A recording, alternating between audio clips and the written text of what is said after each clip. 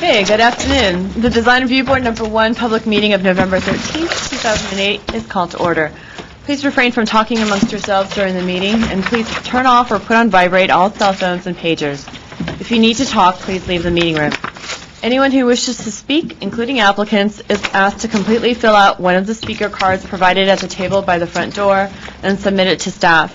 You will be called to present a case or speak on any specific item as desired. Anyone who wishes to be re-noticed about a project must completely fill out one of the speaker cards provided at the table by the front door and submit it to staff to receive notice of subsequent hearings. Current Design Review Board agendas are available by calling our Design Review Board hotline at 818-548-3171 or by visiting our website at www.ci.glendale.ca.us.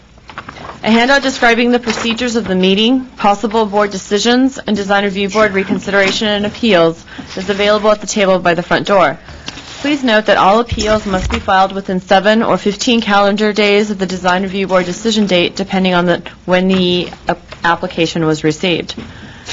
The chairperson may reorder agenda items at his discretion. Roll call, Board Member Aliano, not here yet.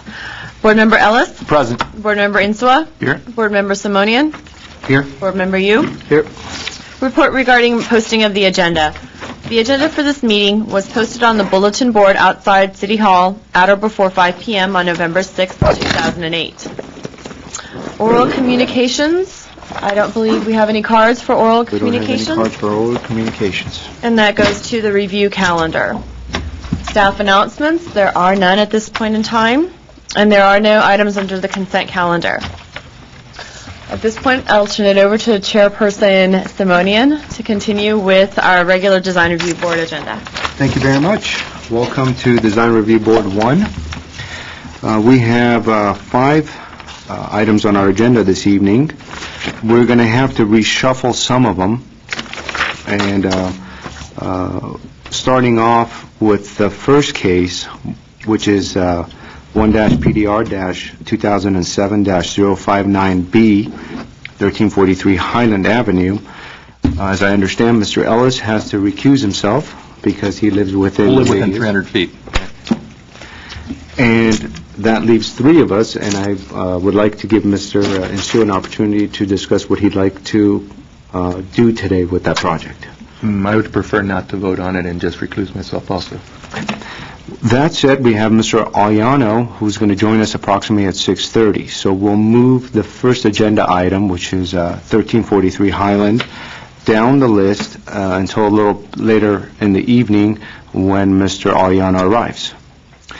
And so the second item on the agenda, which is 1-PDR-2008-019-A, 424 Audrain Avenue, will be the first case that we hear this evening.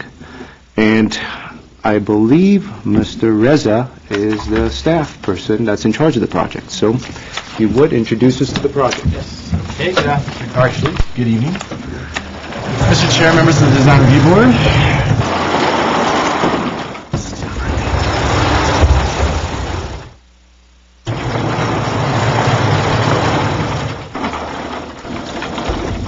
Okay, the first case item that you're about to review is case number 1-PDR-2008-019-A, located at 424 Audrain Boulevard. These are the submitted plans. The project proposal is to add a new 229 square foot first floor addition with a new 1,303 square foot second story addition to an existing 1,966 square foot single story home. The project will also include a complete facade remodel.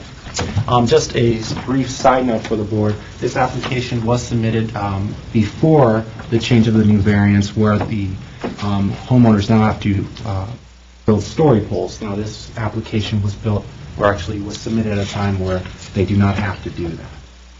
Story poles. Mr. Reza, do you happen to have the neighborhood analysis, the Yes. survey? Yes, I do. I believe that is in the file, but here that is also composition material board, and I will get you those photographs. The project is exempt from CEQA. It's also located in the R1R Hillside Residential Zone.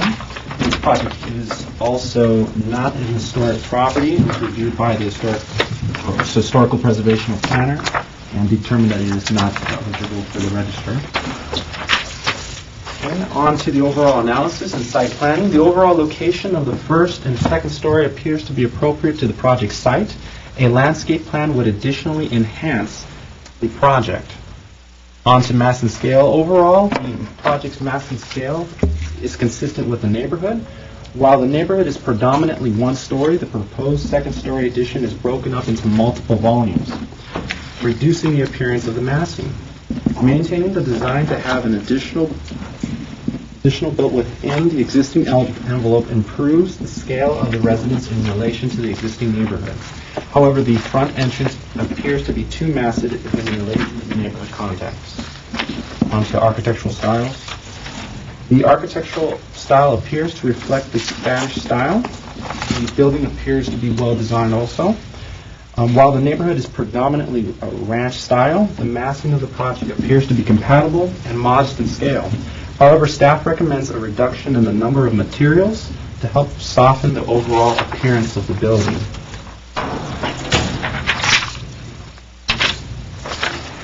Concluding with the recommendation, staff recommends the approval of the project with the following recommendations.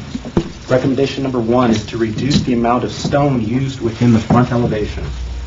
Recommendation number 2, modify the west elevation to reduce the massive appearance. Number 3, modify the front entrance to reduce also the front entrance element to reduce its massive appearance. Number 4, staff recommends a new landscape plan to complement the new construction. And the last condition was that staff recommends the applicant to provide a decorative driveway other than the proposed sandstone suite, something else recommended. If I may just bring slight attention to the board's viewpoint that this particular rendering is about 90% accurate. It was the original submitted perspective. The applicant met with staff, made some minor changes on the elevations. These elevations are completely accurate. Just this rendered elevation slightly is a little bit taller in height. The applicant and homeowners are in the audience. Concludes my presentation. I'm available for questions. And you mentioned that it is in the hillside area, in a restricted area. However, it was submitted prior to the approval of that ordinance. And so there's no story. No variances or No variances were needed. Do we have any questions for I have staff? one quick question on the windows. Yeah, that's good to say too.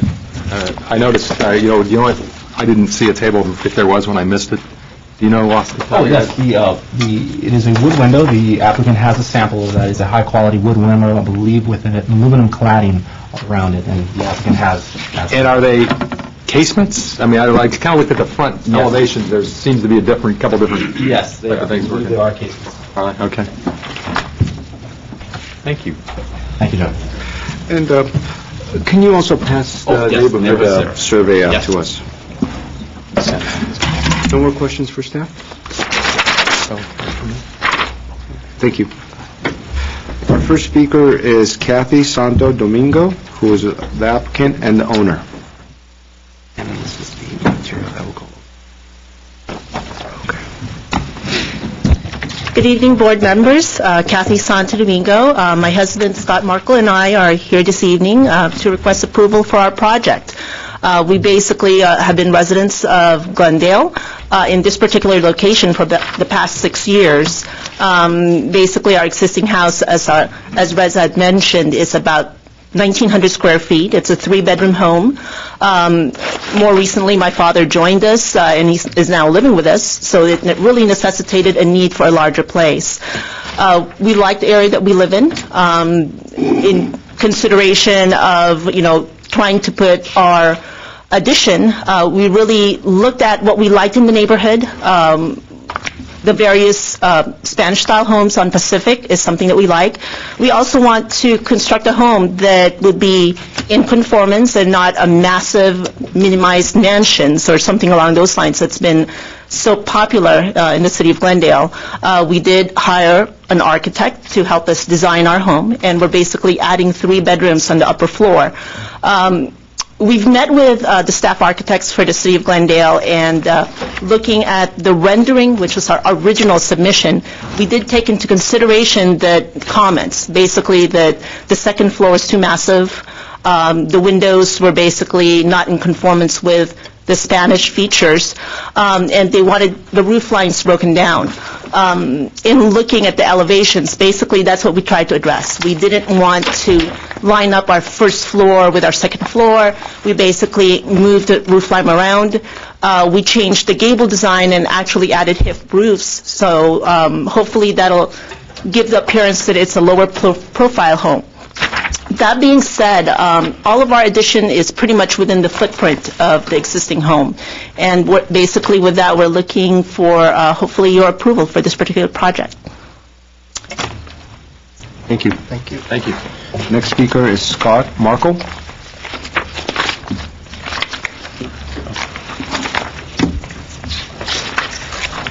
Good evening, board members. I'm Scott Markle, also the owner. I just had one thing I wanted to add. There was a comment about the northwest elevation being somewhat massive. That is the elevation that is up against the property line at 6 feet away. The neighbor to the northwest, his pad grade is about 10 to 11 feet above ours. So when you look out, you'll just see the upper part of the house and not the entire elevation that you see here. That's all I wanted to add. Thank you. Thank you. The next speaker is the designer, Jean-Pierre Boladian.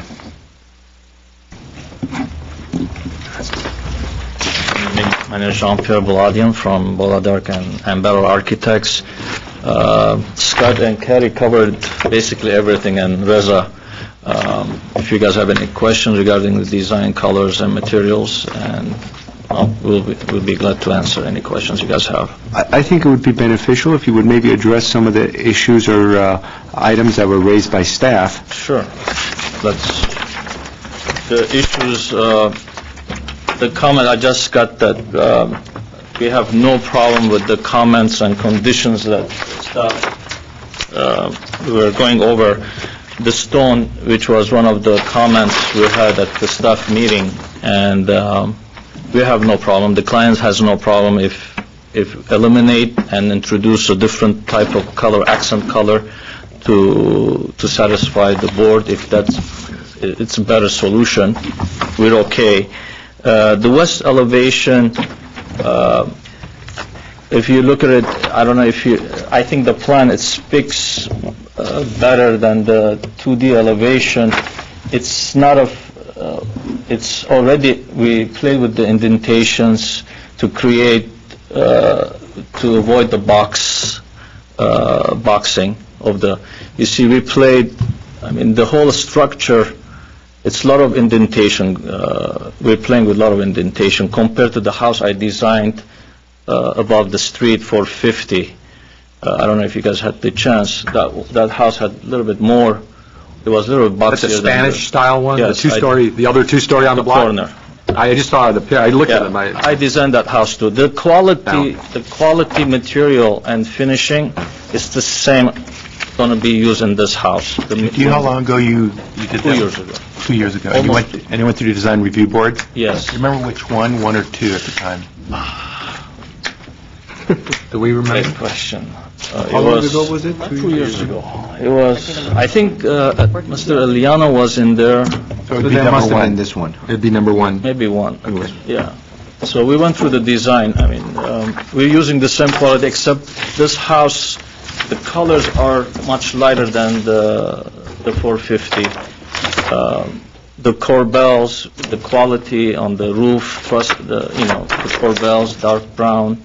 The windows are the same type windows we're going to use, but we're going to introduce the olive dark green windows. It gives a kind of rich character to the residence. And the material... And that's the actual sample. That's the cladding. That's the Exactly. cladding. That's the cladding. It's a wood window cladded, similar to Pella. Yeah, that's the one he did, yeah. The tiles, everything, I would say 95% is put in material similar to the house above on 450. Different entrance. And then, we will investigate the height, as far as the height, the massiveness for the entrance. The initial, if you look at the 3D rendering, the color we had we reduced it drastically by changing the design of the roof. We reduced it by how much we went down? 2 feet, almost 2 feet. Scott is the structural engineer too on the project. So we reduced it almost by 2 feet, the total height of the house. And then by looking on the 2D, you probably look, it's a massive entrance, but in reality, if you look at the plan, it's like a portico. You come in, that stone wall, it's a break between the back wall. It breaks that vertical height. So it will break it in. Just looking the elevation on 2D, you will think that it's like a tower, but it's not. In reality, it's way set back, about maybe 8 to 10 feet away from that wall, which will create a little open loggia type entrance. Landscape, we will introduce, of course, within time during the work CDs, we'll submit landscape plans and hardscape and all that, professionally done by a landscape architect. That will cover the landscaping and driveways and all that. Otherwise, I'm very satisfied. It's going to be another beautiful project on that street. It's my second house, and I'm looking forward to see it done. Thank you. Thank you. Do we have any questions for the designer? I have 2 questions that it really relates to the stone wall. At the front of the house, you have the stone wall that protrudes past the house, and it creates some sort of an entrance to go through. And on the back, it comes in on really between the balconies, and then it creates a balcony as well. And I just wanted to understand what were some of the thoughts that went behind that, more specifically at the Behind the entrance. stone. Yeah, so you have this wall protruding out, and then you have this doorway going through it. I honestly, I like the stone. To be honest with you, I like the stone, but it's not.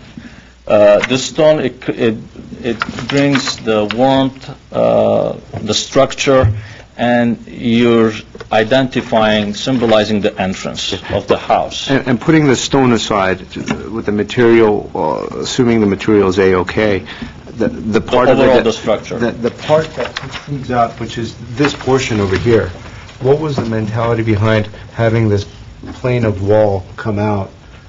To break that and gives it some kind of privacy. It's like a decorative entrance to a park. It create open, but at the same time a closure to the house entrance. It identifies, symbolizes the entrance to the residence. By taking that wall out, you're going to have that blank openness to the entrance. I don't know. It's an architectural, decoration. It symbolizes the entrance. And is there any specific reasons in the program that resulted in you having the balcony connected between the new bedrooms on the second level in the rear? You have a balcony that goes all the way through, and you have this high ceiling area over here, and so no one's going to access the balcony in this area.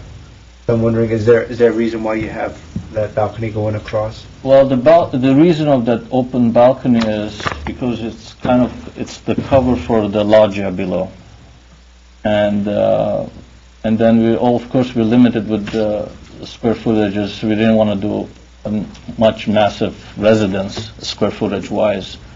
But it gives that double height with the windows for that family room. and at the same time they could enjoy. And then let's not forget this residence, the prior resident had, the resident below them planted trees. They had in conflict. I guess there was an old story. They hated each other, so they planted, the residents below planted those trees and camouflaged that house. So basically, my client has no view, to be honest with you. They have no view at all. Their view is blocked. I don't know if you guys had the chance to visit the property. You just have the screen of trees covered their front. And they're trying to recoup a little bit of the view by using that balcony. It's really, I wish you could guys visit that property. They're kind of punished. It's a big punishment for them. Well, I'm sure all of us have seen the I mean, property. a lot of neighbors, they want their view, but, I mean, 450 has a beautiful view, and them, I mean, I hope they will recoup a little bit of view. Very good, Mr. Bawadjan. We have Thank a lot of items on the agenda, so do we have more questions for the designer? okay. No? Thank you very much. Thank you. The next speaker is Ali Farahani.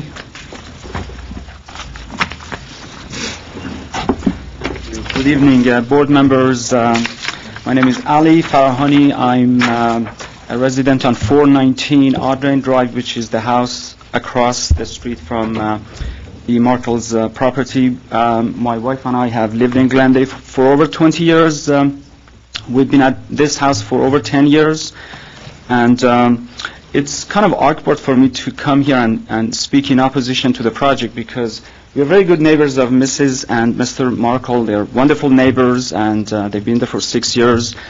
And it just doesn't give us a lot of pleasure to come and address the board. Our issues, or at least my wife and I, our issue is with the fact that Audrain is a cul-de-sac that primarily has single-family residences. And I was looking at the city planners report. There are 13 single-family and I believe 3 two-story houses on Audrain. When we bought the property, I think the character of that street and that neighborhood is really defined by the fact that you have single-family residences and a lot of view. And I think that is built into the price of the properties on Audrain.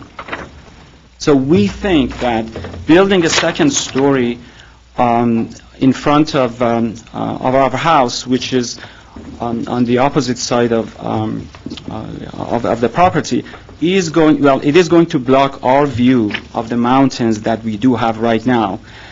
We think that this will also set a precedent that if the board does approve, my question, which is more of a policy question, is where do we draw the line? You know, you buy a property in a neighborhood that has views and single-family properties, and then one by one, if we allow properties to build second stories, you know, when do we stop that? Is that part of the policy as a matter of policy? It's not a matter of complying with the code and zoning, but I know that in Mr. Reza's report, he is talking about some of the characters of the streetscape, and I'm not an architect, but just reading his report, I think the issues that are important to us, one, and primarily is the view and the character of the street. I know that the architect was talking about the fact that the trees in the back block their view, so view, I think, is a concern for every property owner, and I think if you look at the properties on that particular, and I do agree with him that if you take a drive, this street is a very quiet street, is a cul-de-sac. The houses on the south side are primarily single family, so the houses on the opposite side, they all have views of the downtown, the mountains, even part of Burbank. So we just would like to ask as a matter of policy, and I'm not sure if the board does set policy, but I didn't see any references in the report that there is a policy that if you have a certain street that has a certain character, that the board is not going to approve two-story residences or structures that could block the view for the neighbors on the opposite side. Mr. Farahani, we Yes. have a lot of items on the Okay. agenda. If you would conclude in the next 30 Sure. seconds for us. Sure. Two comments then.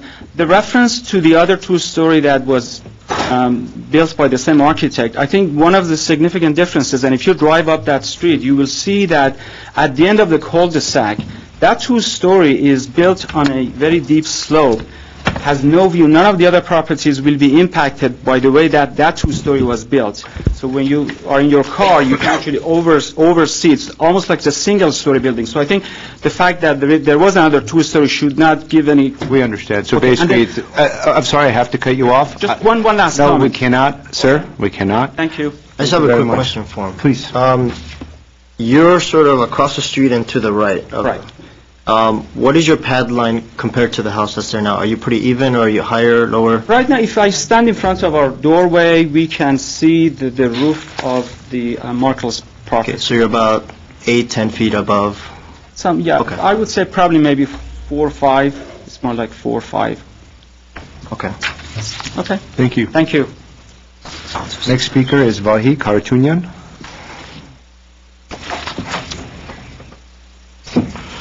Good evening, Board. I'm Vahe Kartunian. I'm the new resident to the left of their house. I literally just moved in literally 30 days ago.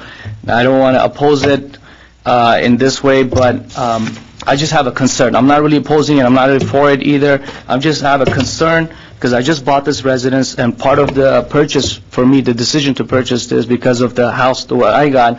It's got a real nice privacy. My backyard has a good privacy. My concern is if they're going to build to the back and go two-story, they're going to have a clear view into my yard. What is your address? 416, which is right next door to them, to the left. Your house is similar to the existing house, right? The style? Yeah, right. very similar. Yeah. Right. Proceed. Yeah. So I'm to the left of it, and that's my concern about the yard. And I have some pictures here about from my yard to clarify how higher his house is. And if it goes any higher, I'm just concerned how much of a privacy I'm going to lose because of because right now their house is built more to the front. It's not really, they're not looking into it. But later on, I don't know what's going to happen. And from the front of the house, if you look at it, my house is a lot lower than theirs. It's almost like if you look at it from the front, their house like two-story compared to mine, but it's because of the hill it looks like that. If you go 2 stories, it's going to be a lot higher compared to mine. That's the only concern I got. Otherwise, I don't want to oppose it in any way. If they can modify it somehow that it doesn't come to the side of my house, the second story, I got absolutely no opposition to it. And I got some pictures to show from my backyard, if that helps. Thank you. And so, for example, this picture, well, if you would just stand at the podium just so you could speak into the microphone. This is your house? Yep, that's the back of my house. That's their house, the white. This is their house? That's their house, yeah. And what do you think is the difference in feet between your backyard? That's a Backyard. good, I don't know, 10 feet, 12 feet almost, Well, hey, you can look at it right. maybe even more, I don't know, 10, 12 feet. It's a good slope there. And they got a good flat area, and then it's that house, but you don't have a good view on What that. would you say is your setback from your house to your property line on their side? The distance between our properties? Yeah, basically between your house and, I assume this is your property Oh, line? yeah, that wall right there. I want to say, what, I don't know, 20 feet or something? Yeah, is that, the house is accurately placed? Yeah. Yeah. Existing house? Good, okay. Thank you. To answer your question, Mr. Yu, I believe... This is 23 then. I think it's a 23 feet difference between the proposed house and the house to its left. So it's about an 8-foot setback then. Give or take. Yeah. Again, I haven't reviewed the plan real good. I'm not sure how much they're going second story on my side or not. I'm not too clear Yes. about it. If they're not, then I'm not opposing it. If they are, it's like I'm going to lose some privacy. And that would be a concern for me. When I bought the house, literally I bought it 25 days ago, that's something I would consider when I place an offer on a house. Thank you, sir. Thank you. Do we have any more questions? No, sir. Okay, thank you. Next speaker is Greg Yen.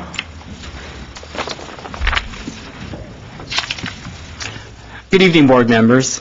I'm the neighbor to the west of the Markles. Our address is 432 Audrain Drive. And your name, please, for the record. Greg Yen. Thank you. And I just wanted to speak in favor of the project. We've been neighbors of the Markles for the 6 years that they've been there. We've been, in our present house for 12 years. And the one thing that has struck me about that street is the mid-century architecture is really nondescript. Very plain. And I think, the type of project that they're doing is really going to add some architectural, detail and really upgrade the essence of our street. And so, Glendale is very eclectic in its architectural taste, and we have different design styles on the street. So I just wanted to say that, I think it's going to be a really upgraded look for the street if this project does go through. Mr. Yen, what is the address of your house? 432? And if I'm standing at the street looking at the proposed house, you're on the right side? You're on the right-hand side. On the upslope. Okay. Thank you. Do we have any more questions for Mr. Yen? Thank you. Thank you so much. I have no more speaker cards. Would the designer like to come up or the applicant like to come up and address some of the concerns that were raised? It's a 2-minute rebuttal. And we have 2-minute time frame. I should have brought my watch. Basically, with regards... If you would state your name for the record. Sure. Kathy Santo Domingo. With regards to the recommendations from the staff architect, I'm pretty much in agreement with most of the recommendations, and we certainly will incorporate those. The amount of the stone, in all honesty, when we selected that stone facade or the idea of bringing a stone, it's really because the idea is the sprinklers are always hitting that lower portion of the wall. And with the sprinklers hitting it and the paint, we basically encouraged our architect to incorporate the stone into the front facade of the house. Where the driveway door sits, that's pretty much where our existing driveway is located at this point. The wing wall that's added to the right, as you're looking at the rendering, right now the distance from the street to our front door is roughly about 20 feet, give or take. When we have any type of parcels that's delivered, it basically sits right there in the front door. There's nothing to hide it. I have lots of plants right now to hide any packages that are delivered. Our mailman informed us that over the holidays in 2007, there's a number of packages that were stolen, and I'm just hoping that none of ours were. So that's the idea, and it's something that JP designed, which we loved, the idea that there's a little bit of our privacy to the front door. With regards to the west elevation and breaking up that west elevation, basically looking at the rendering to the right, our kitchen is located at that location. Right now, when I look out my kitchen window, I'm looking at a block wall. So to break up that elevation more so, really, there's nothing to look at. Greg is our neighbor to that particular side, and basically, Greg doesn't even see the lower half of that house because he has a retaining wall right at that point. So. Well, thank you. Okay. Thank you very much. Do we have any questions for the owner? No. Thank you. Well, I have no more speaker cards. Does anybody in the audience like to speak on this project? Actually, Mr. Chair, I have two side notes here. I have had two faxes that were just received and copies were made for the board. Just for the record, Ginny Johnston would like to express her opposition of the project, as well as Janice Matthew, who has concerns of the noise of the construction during the construction of the project. And there's a third one as well. Same Jenny. Different text. Got it. That's all for the record. Really opposed One is an email, one is a letter. Oh, Thank you. I got you. All right. Well, with that, we'll conclude the public portion of the hearing. Prior to starting our discussions, I'd like to have Mr. Tim Foy perhaps go over the privacy issues that were brought forward last few months within our city, and also some of the discussions that we've had regarding view. Because it seems as though some of the neighbors have raised concerns. They want to have some clarity as to what the standards are and how things are going to move forward. And I believe that Mr. Foy was very much involved in putting those ordinances together. Sure. This is there were a number of issues that were raised by members of the public under, I'll call it an umbrella of view protection. People were calling a lot of different things view protection. They meant a lot of different things by that. As a matter of fact, at one point, we reported to the city council, and just going through the letters to the editor in the Glendale News Press from that time, I think we came up with 12 different design issues that were all being called view protection, some of which contradicted each other. So we took those to the city council and asked them, which of these would you like us to work on first? Which of these design issues that we could incorporate into our code and our design guidelines? The issue of that people think of as view protection itself in kind of the purest form of I don't want a building or I don't want a tree to block my view was not one of the ones that the City Council asked us to tackle first. They did ask us to think about it when we were redoing our single-family design guidelines in general, which we hopefully will be doing in the next year or so. But one of the other things that you mentioned, there were 4 items they did ask us to come up with ordinance language for, and privacy was one of them. And this applies only in single-family zones, and privacy, the impacts on privacy, is something that the board can consider. It is the privacy of adjacent neighbors that we're concerned about. If someone's building a new home, we figure you can design that to create your own privacy if you want. So what we look at is the impacts that a new home has on the privacy of others around it. And also, there was an aspect to it where we were looking at, where the board is charged with looking at what are the impacts from the rooms in the new house that are going to be most commonly used. If someone just has, well, the example I always use is my own house, where I have a second floor bedroom, and I can see into my neighbor's backyard, but I don't spend a lot of time looking at it because it's my bedroom. And other than sleeping there, I don't spend a lot of time in my bedroom. Like almost everyone else, I spend time in the kitchen, the living room, a den. So those are the kinds of areas where people spend a lot of time, where the board could consider, in the new house, would there be impacts to neighbors' privacies from people spending time in those rooms? So that's what the board would be looking for. And Mr. Foya, in regards to balconies and how it relates to privacy, can you also share some thoughts on that as well? Sure. Balconies were included as one of those areas where the board should be concerned about the view from them into a neighbor's area. Balconies greater than 25 square feet. This, of course, does apply only to projects that were submitted after the date that this ordinance went into effect, which I believe was, we've had so many. Last December, was this? No, last April. April. So this application was submitted prior to April of 2008, then these standards technically would not apply. I see.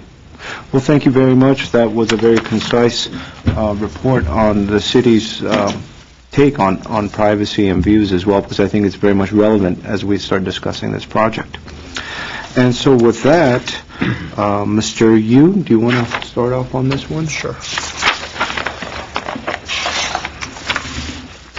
First, I think we can start. I want to commend the architect and the design that you did. It is a very well-designed house in a sense of, use of materials, your roof lines, and those kinds of things. However, I have a couple of concerns, and one of them is the use of the stone and sort of the open wall that you've created in the front. I think it adds to the mass of the house. Even if it is on the first level area, it does create a sense that the entry starts there, even though it's open, especially with the mass of the stone. I think it gives it a very, especially in that corner as well, because that is the corner that I have concern with, because on the other side, you're looking at a neighbor that's 8 feet higher than you, and so your second floor is, pretty relatively, I guess, in par with the house that's next to you. My concern is on the other side, because you are sitting 8 to 10 feet or whatever it might be higher than they are, and as you're going 2 stories, you're creating a larger mass on top of that. I know that you're taking some steps and trying to step back portions of that, and it looks like you're about 20 feet you said from the house, but more like 15 to the property line, and then you stepped it back about 4.5 feet on the upper portion of it. And in the front, you've also set back a little bit more, but in the back, that back corner is pretty big, especially with the balcony overlooking your neighbor on that side, so I have some concerns there. I'm glad that the roof lines have changed so that, you are addressing some of those issues, because from the rendering, it does look a lot more massive on the corners as you're taking them across. So I think that the issue of the second story doesn't concern me as much, but there are a couple of those things that I want to see if we can maybe reduce a little bit more, and I'll leave it at that for now. Thank you. Mr. Insua? Sure. I, too, for the most part, like this design. It's a very well-executed design. I mean, it's well done, and to be a Spanish revival, I think, for the most part, it's good. You may have some issues concerning the stone and where it's at, but all in all, it's a good design, in my opinion. But then there are some issues that when I look at its context, and that's an important element in these kind of neighborhoods, I start then having to review it a little bit more. So I'll ask staff a couple questions. The maximum floor area ratio for this neighborhood is how much? Is it 40%? Correct, Yes. it would be in this case 40%. It would be 40%. Okay, so we have a house that on its lot is 39% FAR, so it's already at the top set. It is the top set of the house, and on this lot. Okay, that in itself is not a bad thing. It's what it is. The house has grown. Okay, but the house has grown, and what kind of house is it? For me, the house has a Spanish Revival vertical type of emphasis. And for me, no matter how you shift the box planes back and forth, its primary design is vertical. You can see it in its windows, you can see it in its entrances, you can see it in its vertical entry, the cupola or whatever is in the center. You can see it in the rear elevations when the walls are box and they're vertical for the most part. So when I think of the style, which I think is done well, but I think of the nature of this style, I start thinking more of a vertical emphasis. And then when I couple that to maxing out the floor area ratios, I start thinking, okay, what impact does that have on the neighborhood, the existing site? So I continue looking. For me, these period homes are designed a little different, and maybe a lot different than the flatland kind of homes. The flatland kind of homes may have an architectural style that you can see as a prominent feature, but it's a flat lot. I think that you can have a Mediterranean home sitting next to a Spanish Revival home, sitting next to a French Provincial home, if it's a flat lot, because there's a house sitting on a site. And then it's sitting on a site, and it doesn't really impact too much the surrounding neighborhood. It's more individual sites. In these period homes, I believe, when you look at the neighborhood survey, photographic survey, and some of the design intents that were originally in place, I think it's hard to deny what the original design intent was for the houses there. So I just drew myself a little sketch that when you look at the sites on these things, they're cut pads that were stepping up the site, in which you can see the horizontal plane is the emphasis that's there. Most of the homes are single family, ranch style, but ranch style has 2 stories, but when you see them, they're mostly shifting planes, not a vertical emphasis. So, okay, that's another thing that I take in mind. So again, I wrote some of the things. In this area, I see the emphasis on the horizontal shifting plane, mostly single-family design, and I see this one being more of a vertical type home in a box design, although I think well done. I then read some of the comments in the design guidelines, and I'll be quick. This is what it's called the neighborhood woodlands. The focus of the guidelines is the importance of architectural significance. Okay, I think that the architectural significance of what's existing there is the California ranch with the emphasis on the horizontal shifting plane. Okay, I think that's an important thing. Moving on. And then I see uniformity of streetscapes. Okay, well, how does it look when you look at the whole streetscape? Okay. The concerns of the neighborhood, as written here, is mansionization. I think when you look at this type of home, the vertical emphasis and the boxing, I think, for me, it starts responding to a mansionization type with the large center entrance, which is what has been struggling with over the years, okay? That are designed often in contrasting styles, okay? I see that in this neighborhood. The rhythm of the streetscapes and so on and so forth. The hillside design guidelines, variation of plane. The primary one for me is horizontal. This one's more vertical.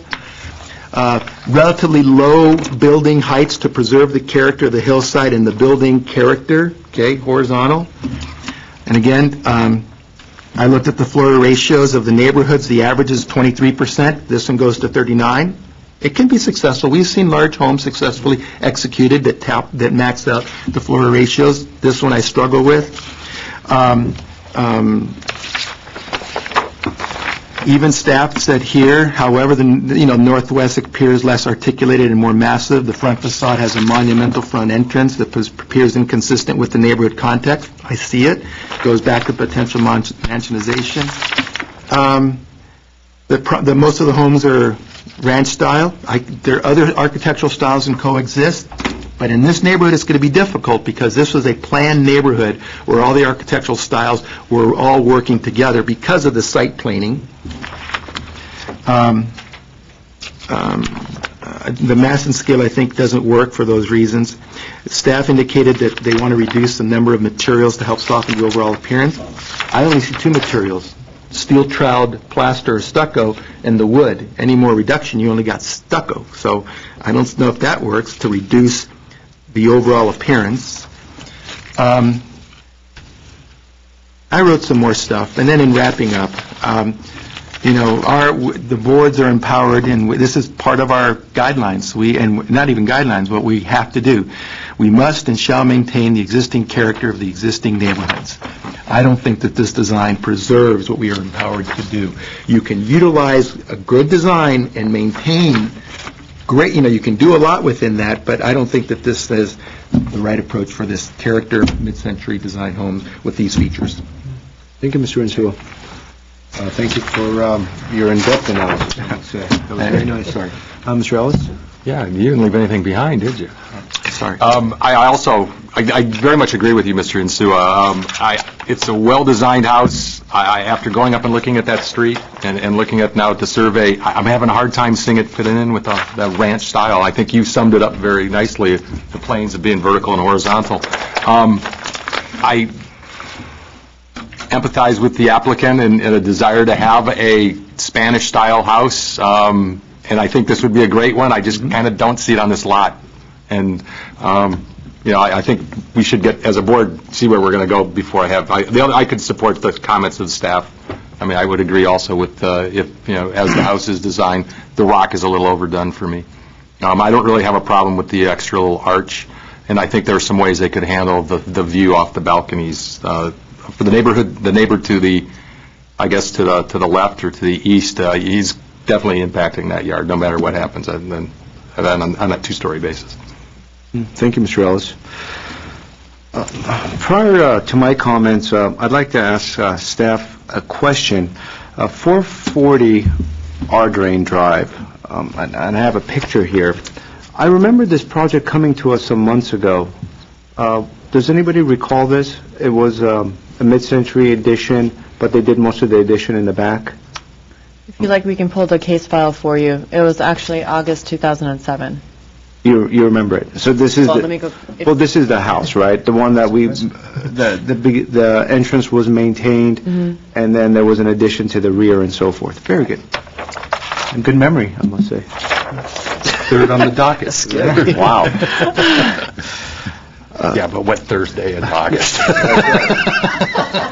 Now, this open to below area doesn't get counted in the square footage, right, as part of your FAR? No. So there's another 640 square feet of space that's really Of mass. Of mass. That's Yeah.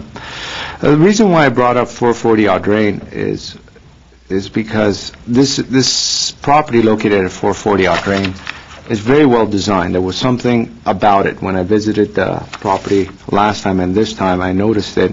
And it's because it has this mid-century design to it, and the addition that took place in it was very unique in that they went behind. They added to it behind, they carved the hill, they actually went into the hill, and they really designed per the existing style of the home.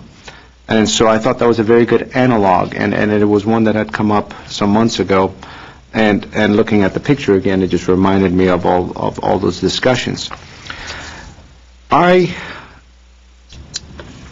appreciate all the neighbors coming out and voicing their thoughts on the matter, and I also appreciate the neighbor in opposition and the neighbor in support of the project and everybody that wrote in. And what that does is it really heightens our level of awareness on this project. And what it allows us to do is to look at it in more detail, because now we really see different viewpoints and how this house would affect the neighbors. And once you have neighbors that really care about it, you could tell that they've bought specific homes in that area for the fabric of the neighborhood.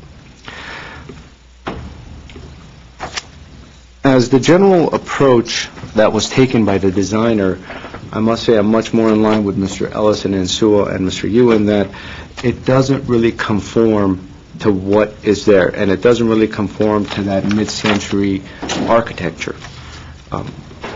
The Spanish style that is being used is not really cohesive, and it doesn't blend with the surrounding context. If we would maybe go down the road of more of a ranch-style home where it would be more horizontal as opposed to vertical, I think that would start to fall in line with the surrounding context. These lots are always very difficult to design. They step up as you're going up in the hill. So at one point or another, when you add to it, someone's view or someone's privacy is going to be impacted. And I thought it was really important for Mr. Foy to explain those thoughts to us. I'm not in opposition of a second floor in this area.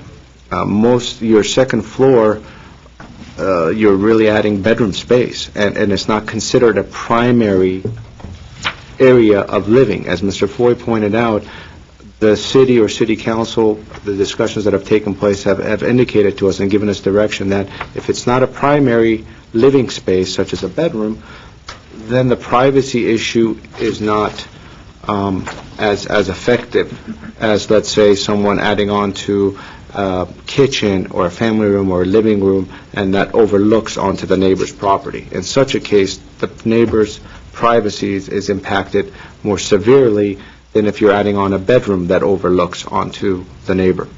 However, balconies greater than 25 square feet do add to the diminishing of the neighbor's privacy. And in this case, there's an abundance of balconies that are introduced in the rear. That, coupled with the introduction of a very contemporary Spanish style, leads me to my conclusion that it's not a project I could support. That said, I must say it was a difficult decision for me because I like the architecture that you've presented. It's well designed, except for that entrance portion which I brought up, and some of the balconies in the rear.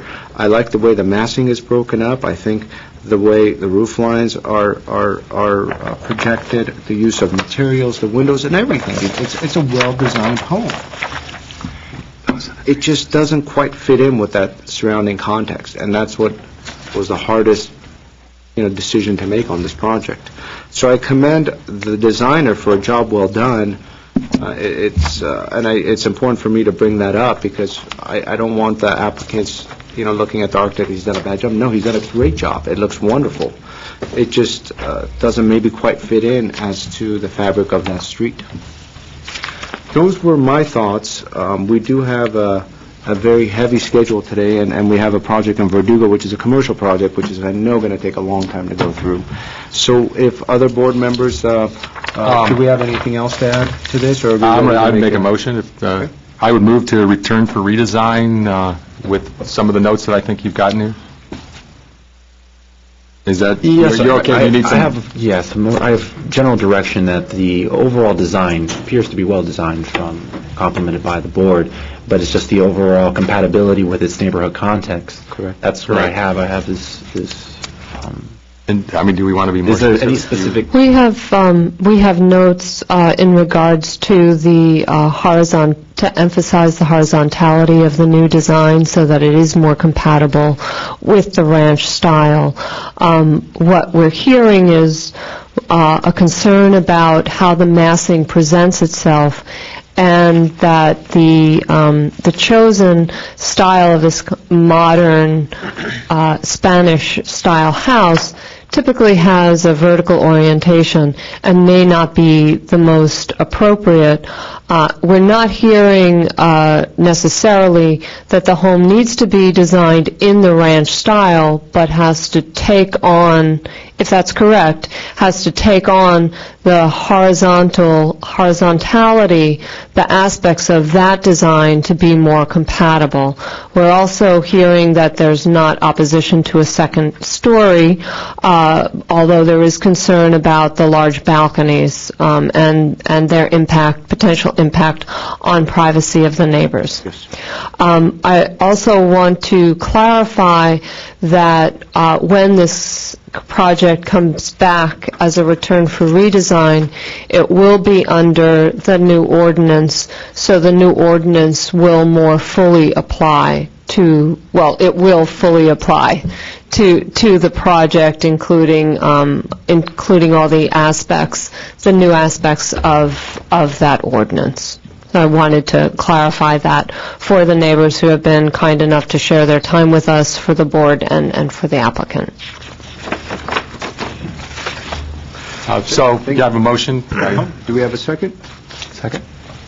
okay, there's a motion for return for redesign with staff comments, and a second by Mr. Insua. This is roll call. Mr. Ellis? Yes. Mr. Insua? Yes. Mr. Yu? Yes. And Mr. Simone? Yes. Motion carries 4-0. Thank you. Thank you. Our next case is 1-PDR-2008-34-A, 4433 Lauderdale Avenue. Okay. Yeah, Lauderdale, okay. Good evening, Mr. Chair and members of the board. Staff intended to place this item on the consent calendar. Would the board like to hear a presentation from staff? Love to hear from staff. Yes, if you would quickly go over some of the main points and why staff feels as though this should be looked at as a consent item. Certainly. Once again, this case is 1-PDR 2008-034-A, located at 4433 Lauderdale Avenue, and is within the R1 low-density residential zone, 4-area District 2. This project is exempt from CEQA. This is the first-time submittal for the board's review. The project description is to construct a 504-square-foot addition at the rear and street side yard on the existing property. In the existing one-story single-family residence with an existing attached two-car garage. Onto site planning, the project preserves the prevailing front setback in this neighborhood, and it appears to be consistent with other homes on both Lauderdale and 2nd Street. The project appears to preserve the uniformity of the surrounding neighborhood in that there are no changes to the existing structure, and the minor expansion will extend closer to the property line along Lauderdale Avenue with a street side setback of 6 feet. This project meets the intent of the design guidelines and is in conformance with the zoning code. On the mass and scale, the addition will match well with the existing house in its location, configuration, and massing. The size of the house will slightly exceed the average square footage of the neighborhood. However, the massing will be consistent with the existing structure and prevailing neighborhood pattern. The architectural style of the existing residence is minimal, traditional. Overall, the project appears to maintain the same colors, materials, and roof line to complement the existing house, with the proposed addition without diminishing the character of the home and the surrounding neighborhood. The recommendation, staff recommends approval of this project. This concludes the staff's presentation. The applicant and the homeowner are in the audience, and I'll be available for further questions. Thank you, Mr. Joe. Does anybody from the board wish to pull this, and discuss this project. It's not really on the consent form, so we're not really pulling it off of the consent item, but is there any opposition as just moving forward as a consent item on this project? You might ask the audience if there are any cards, We have one, which is the owner and the applicant. and so it would be up to the board to Correct. decide whether or not you would like to open the matter up for further discussion, or just to go ahead and close it and... And I, Mr. Foy? You could ask the owner and the applicant if they have comments they wish to add, or just they're here for to answer questions. Well, I guess we're basically opening it up somewhat. So, You have to open it up. Sometimes my It's been attorney agendized friends as say a it's hearing, better so not you to have say to- anything when you're in court, just not. Let the process move forward. Yeah, exactly. Very good, then. All right. Jay Kim, if you would please come up to the I have podium. a couple of quick questions for staff, if Oh, you of may course, go ahead. jump in. The street, the front of the house is on Lauderdale, that's correct? The frontage is on Second Street, takes from Second Street and the So street the side. street address, but the street address is Lauderdale, right? That's correct. So where do we fit into the front setback? The front setback is from Second Street, and But that's not the street address. it has the addressing from Lauderdale, but the Correct. It narrowest would be portion the- is from the- The front yard is the Narrowest portion? narrowest portion, but that really has nothing to do with the Okay. address. But it has nothing to do with, okay, that was my concern, if it was, why it wasn't on the Second Street, if that was the front of the property. Okay. Thank you. Thank you. You're trying to stomp Mr. Joe, huh? Yeah, no, I was still trying to stump staff. He did pretty good, though. Well, with Won't make that that, mistake again. I don't think we have any more questions for staff. No questions for Then staff. we'll move to our only speaker card, Jay Kim. Is Jay Kim in the audience? If you would, Deciding who's J. Kim. if you would just state your name for the record. Actually, I'm Sean Yun, I'm the architect, and owner is here, and he doesn't want to speak, so... So the owners, so Jay Kim is not interested in speaking. You as the architect, is there anything that you want to Well, I add? just want to add that they just need a extra bedroom, and, it's a small addition, and we're trying to maintain the character of the existing house, so hopefully, board approves the project. Very good. Do we have any questions Thank for... you. And before he leaves, we would ask that you fill out a speaker card, or amend the card that was presented. to include If you your would, before leaving, just fill out one of the white cards and hand it over to staff. And do we have any questions for Mr. Kim, the designer? No. Well, with that, we'll go ahead and close the public portion. And so I'll rephrase the question again. Is the board ready to approve this project as is, as presented by staff? And if so, someone wants to make a motion. Make a motion to approve the project as is. Second it? That was a motion made by Board Member Yu and a second by Board Member Insua. Yes, so if we could have roll call, and if staff wants to add any thoughts or comments about the decision, you're welcome to do so. staff has no further comments. Roll call, Board Member Ellis, Yes. Board Member Insula, Yes. Board Member Yu, Yes. Chairperson Simonian, Yes. and Board Member Eliano is absent. I'm not going to make like crazy today. Very good. That concludes the Lauderdale case. There you go. The next item on the agenda Come back is again. 413 Palm Drive. However, I need to recuse myself from the 413 Palm Drive because I have properties within the radius. And so 413 I'd like to suggest that we might want to move up Verdugo up on the agenda. It is a commercial property, and we've certainly seen it before, but it's one that has, that we would need to discuss further. Or we could wait for Mr. Aliano to be present if he is going to make it this evening, and I could recuse myself on Palm, and we could discuss Palm. So with that, the staff, have you heard from Mr. Aliano? Is he for Yes. sure coming this evening? He will be in attendance sometime between 6:30 and 7 o'clock, and he requested to be here for this last item. Very for good. the Verdugo item. And Oh, for the commercial one. very good. So then, what I'll do is I'll recuse myself. I'll I think Mr. Aliano is usually the chairman pro temp, and he's not here. I So- move Mr. Insua take the chair. I second. Very good. So we'll move this along. I'll get out of the way, and I'll come back when we finish this one. Okay. Well, why don't we begin? Let me grab this package.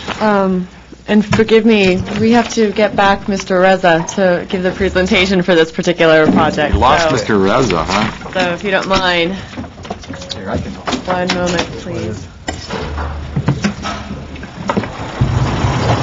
Actually, it's right behind. Oh, right? Yeah. Right, I found it. Thank you. Watch it. Good. Yeah. Wait a minute. Reza, there he is. Thank you.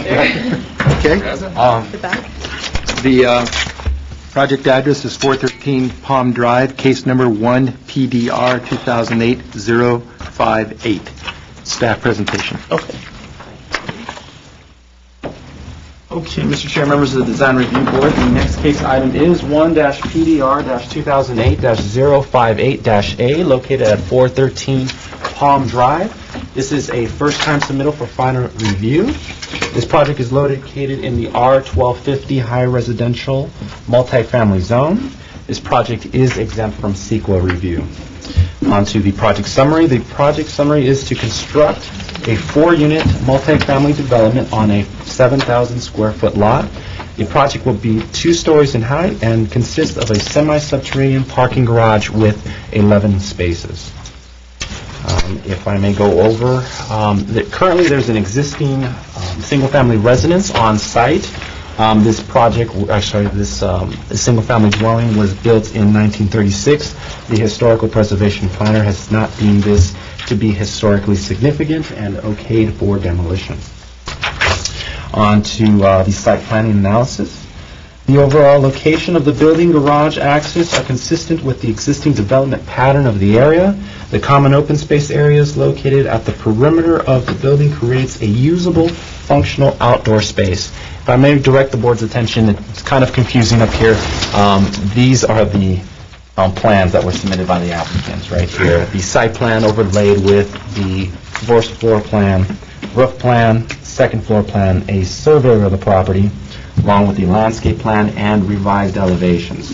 I believe these are the latest elevations. I believe what the board has in their packets are some slight changes. The most dominant change that happened is viewed on this perspective. This ramp is no longer there. That has now been switched to a lift. That's reflected in this elevation right here. On to the mass and scale of the project. The overall project's mass and scale appears to be compatible in its relation to the existing neighborhood development. However, the proposal has little articulation in roof design. Staff recommends a more significant breaks in volume, and that's basically best described on this west elevation. Staff would like to see a little bit more undulation on that roof design. On to architectural design and analysis. The architecture is consistent with the contemporary style, providing a variety of materials, textures, and details. Staff recommends that a high-quality wood or fiberglass window would be installed to complement the proposed contemporary style. I have the proposed material board that I will hand to the board, as well as some photographs that the board will need. On to the recommendation. Staff recommends approval of the project with the following conditions.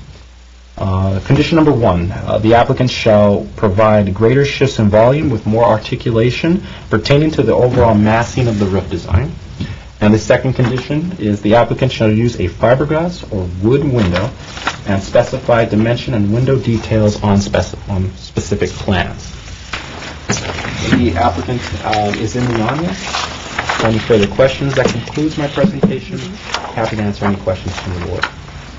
Any questions for staff or anything? Thank you. Okay. You know what, I do have one real quick one here. On the parking, Yes, sir. when you add it up, it doesn't come up to what's added up on there. I checked that. So, what should it be? It's actually required, I believe. They say 10 and a half. It should be 10. 10 parking spaces Are required. 10 parking spaces plus 1 guest unit for every 4 units, so a total of 11 spaces, so they're right on the dot. Okay. Okay. Thank you. Good, thank you. Okay. We have the applicant, speaker, Mr. Yervan. Yes. Thank you. This is he. Hello, sir. Your name and address, please, sir. Sure. Okay. Good evening. My name is Yervan Pezeshkian. I'm the project architect. My address is 512 North Isabel, Unit B. Thank you, sir. 91206. Actually, this project was designed for 4 units, which we allow to go to 5 units per code. The owner just decided to make a little bit larger unit, so we just goes to the 4 units rather to have the 5 units.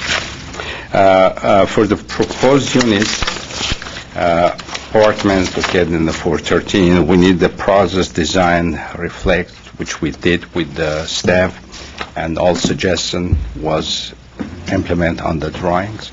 The major one was 2 things. One was for the ramp on the front yard, and actually on the front setback, which they just proposed or just asked to change to the lift. They didn't mention lift, but they say this ramp is not that much desirable, so we just changed to the lift. So we have 1 lift for handicap from the basement to the first level, which is the top of the deck. The other one is from the street level or the entrance to the same deck. The second one was for the line of the west elevation, which we implement and we just address to the staff requirement. The rest is, I think that was completely explained by Mr. Reza, and if you have any question, I'm just happy to just answer. Thank you, sir. Thank you. Yes. No, I'm okay. We're good. Any questions, Mr. Wu? No, I'm okay. Okay. One thing for a clarification, which often people ask, why semi-subterranean parking garage? Would you want me to answer it, or do you want to answer? Because semi-subterranean, because of the slope angles of the ramp on a narrow site, it requires the ramp to get really far. And that's why most of the time, except for cost, you do a semi-subterranean parking. Because a lot of times people say, well, why didn't you put the parking garage all the way down? Because your ramp will be very long, and if you don't have the site, you lose a lot of interior parking.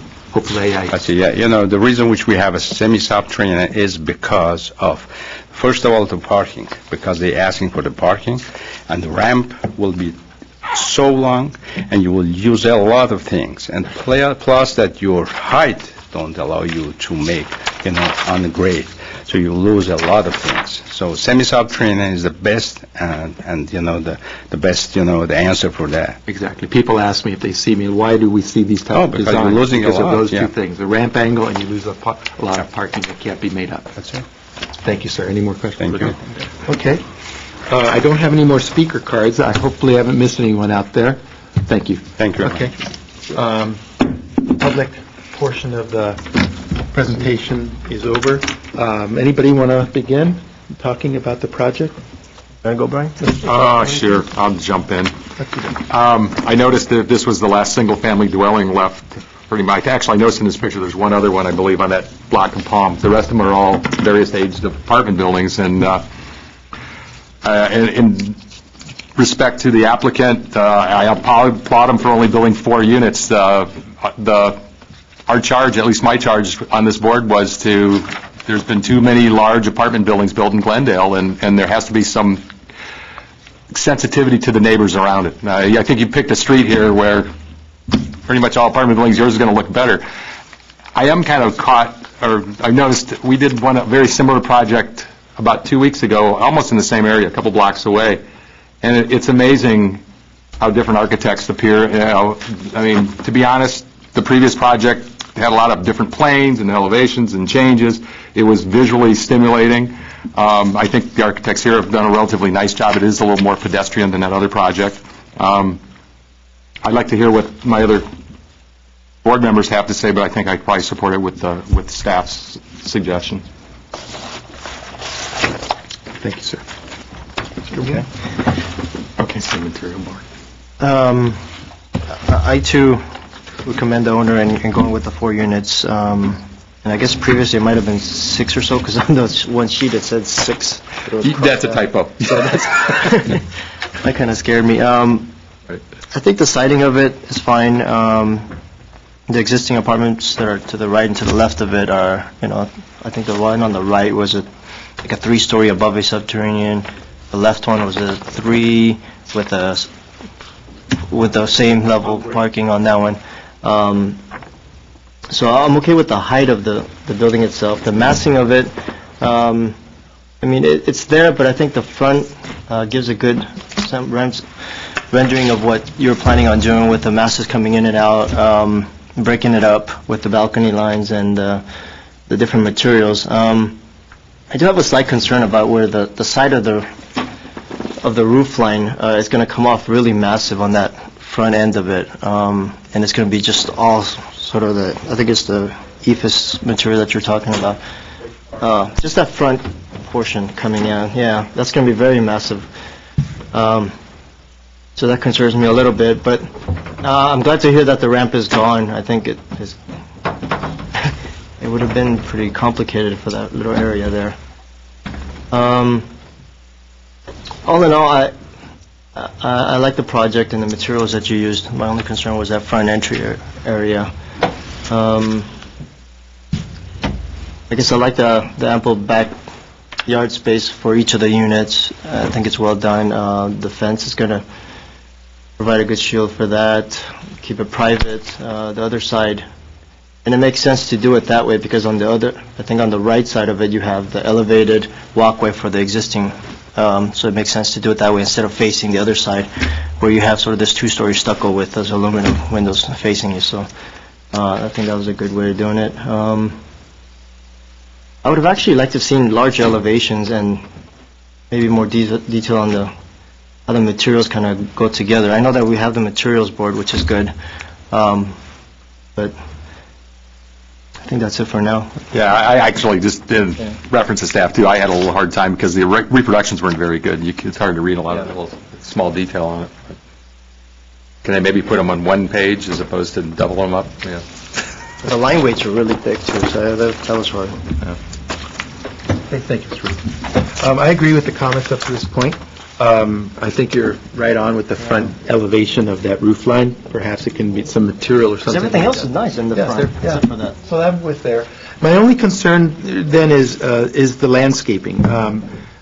Because we're up on a podium from property line to property line, we show large mature trees here. And when you look at the structural section, it appears that you're going to have the structural slab, and then you're going to have planters above, utilizing as much plant material to hold these trees, this large landscaping. Did you see, canopy here, canopy here? But you see the slab here, and it doesn't look like there's any depth to it where you can't hold a little bit of more plant material. So you can see, canopies, canopies, canopy. Long time ago, I seem to recall, and Alan brought it up, Alan Malekian, that there was a ratio with respect to these podium designed projects that if your podium planter wall was a certain height, it couldn't count for landscaping. Do you guys remember stuff like that? I remember, do you remember something like that, Velia? There was actually quite a bit of discussion regarding the courtyards on top of podium parking, and that the minimum landscaping depth would have to be 24 inches, and that technically the majority of the common open area would not be made up of planters, and that was essentially an administrative interpretation, that the courtyards and the common open areas should be pretty much level, flat surface areas. Is that what you're referring to? Yeah. That's the direction I seem to recall about 3 or 4 years ago. Right. Do you guys, the staff, have a comment when you observe the common areas, planters, plant material? Does this project work with some of those discussions we were having a few years ago that struggled with plant material, the heights, the planter walls and stuff? I will admit, I've forgotten. I'm trying to see if I can. One moment. That's a very good question. We want you to be successful. Do you mind if meanwhile, why don't you go ahead and answer that question and I'll look at the... Essentially, I guess what we look for is that the courtyard space is, or court space or open area space, is a usable space, that it seems like it could be useful and occupiable, and that, yes, there's always a preference for a depressed slab so that the planters won't be required for mature trees, but we understand that there is a substantial cost implication to that. So we do review the size of the planters, the location of the planters, and we review the landscaping to make sure it's complementary to the open space. In this case, since we didn't mention that in the staff report, we likely assessed it to be, well, it seems accessible for most of the units. It's only 4 units, and because the landscaping is on the perimeter, it's not inappropriate that they be in raised planters. So that was essentially staff's assessment of the landscaping. Okay. Thank you. If I understand this landscaping plan correctly, we have, hope if I'm understanding this correct. It's green as a tree, and I know landscape architects have a whole bunch of different names, well, they should, because it's genus, but my concern is that when as a relatively lay person, when I see big canopies here, descriptive big canopies that give the impression that there's a mature landscaping plan. And when I see a slab like this, I start thinking above ground. So if this canopy represents a tree, and square footage and dimension-wise, that right there is 14 feet. Let's say 15 feet. And I bring over 15 feet to here. I think of 15 feet of that wall to about here. Okay, what kind of tree do we have that has a canopy that's 15 feet? I start thinking of the trunk being about like this, as a layperson. And then I start thinking of a slab, which is where this is done, and I start thinking, well, what kind of planter do we need as a layperson to sustain a canopy of 15 feet with a trunk diameter like that? I start thinking planters in this area. And when I start thinking of planters in this area, I start thinking of the walkways here. I start thinking of the common areas back here to have planters of this tall. I think it's better, as Veely was saying, we struggled with that about 4 years ago, that you want it to be as low as possible so that you try to achieve both. The design is good. I think what we all are shooting for is that when the design is all said and done and the thing is built, is it going to be what the original intent was? And my concern is the landscape may not be feasible with some of these design challenges. So I don't know where that takes us, but that's a thought. Any If I may suggest, that seems to me that it could be solved with a reasonable condition if, say, the planters, if the board wanted to condition the planters to be no more than 18 inches, for instance, and they could also act as seat walls, and then they would necessarily be depressed, and we could put language in that they're a minimum dimension to support the canopy, the types of trees, and the canopy dimension that's shown on the plans, and it's something that we could check prior to permitting.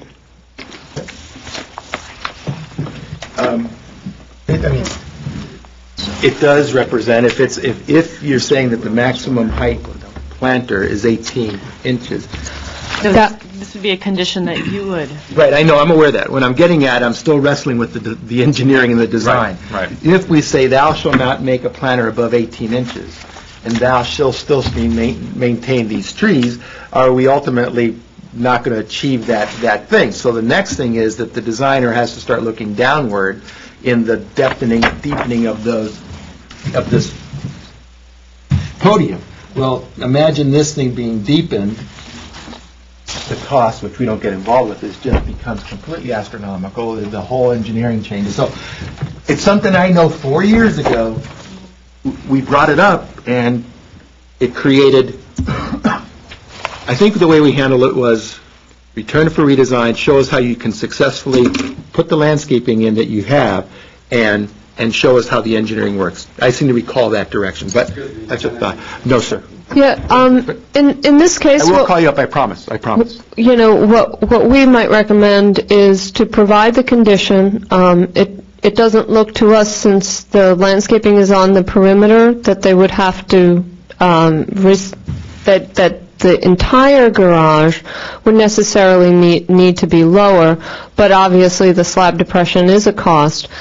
So we could check that during permitting. If that was not achievable, but it was a condition applied by the board, then it would need to come back to you. Because our goal is to have every project be as successful as possible, as quick as possible. Please come up and help us understand the design, sir. Again, my name is Yervan Pazeshkian. Open the discussion some more. Yervan Pazeshkian, the project architect. On the landscape, first of all, whoever did, he's a licensed architect, a landscape architect. Before to start any design, they just get from the architect the space and the capacity of trunk.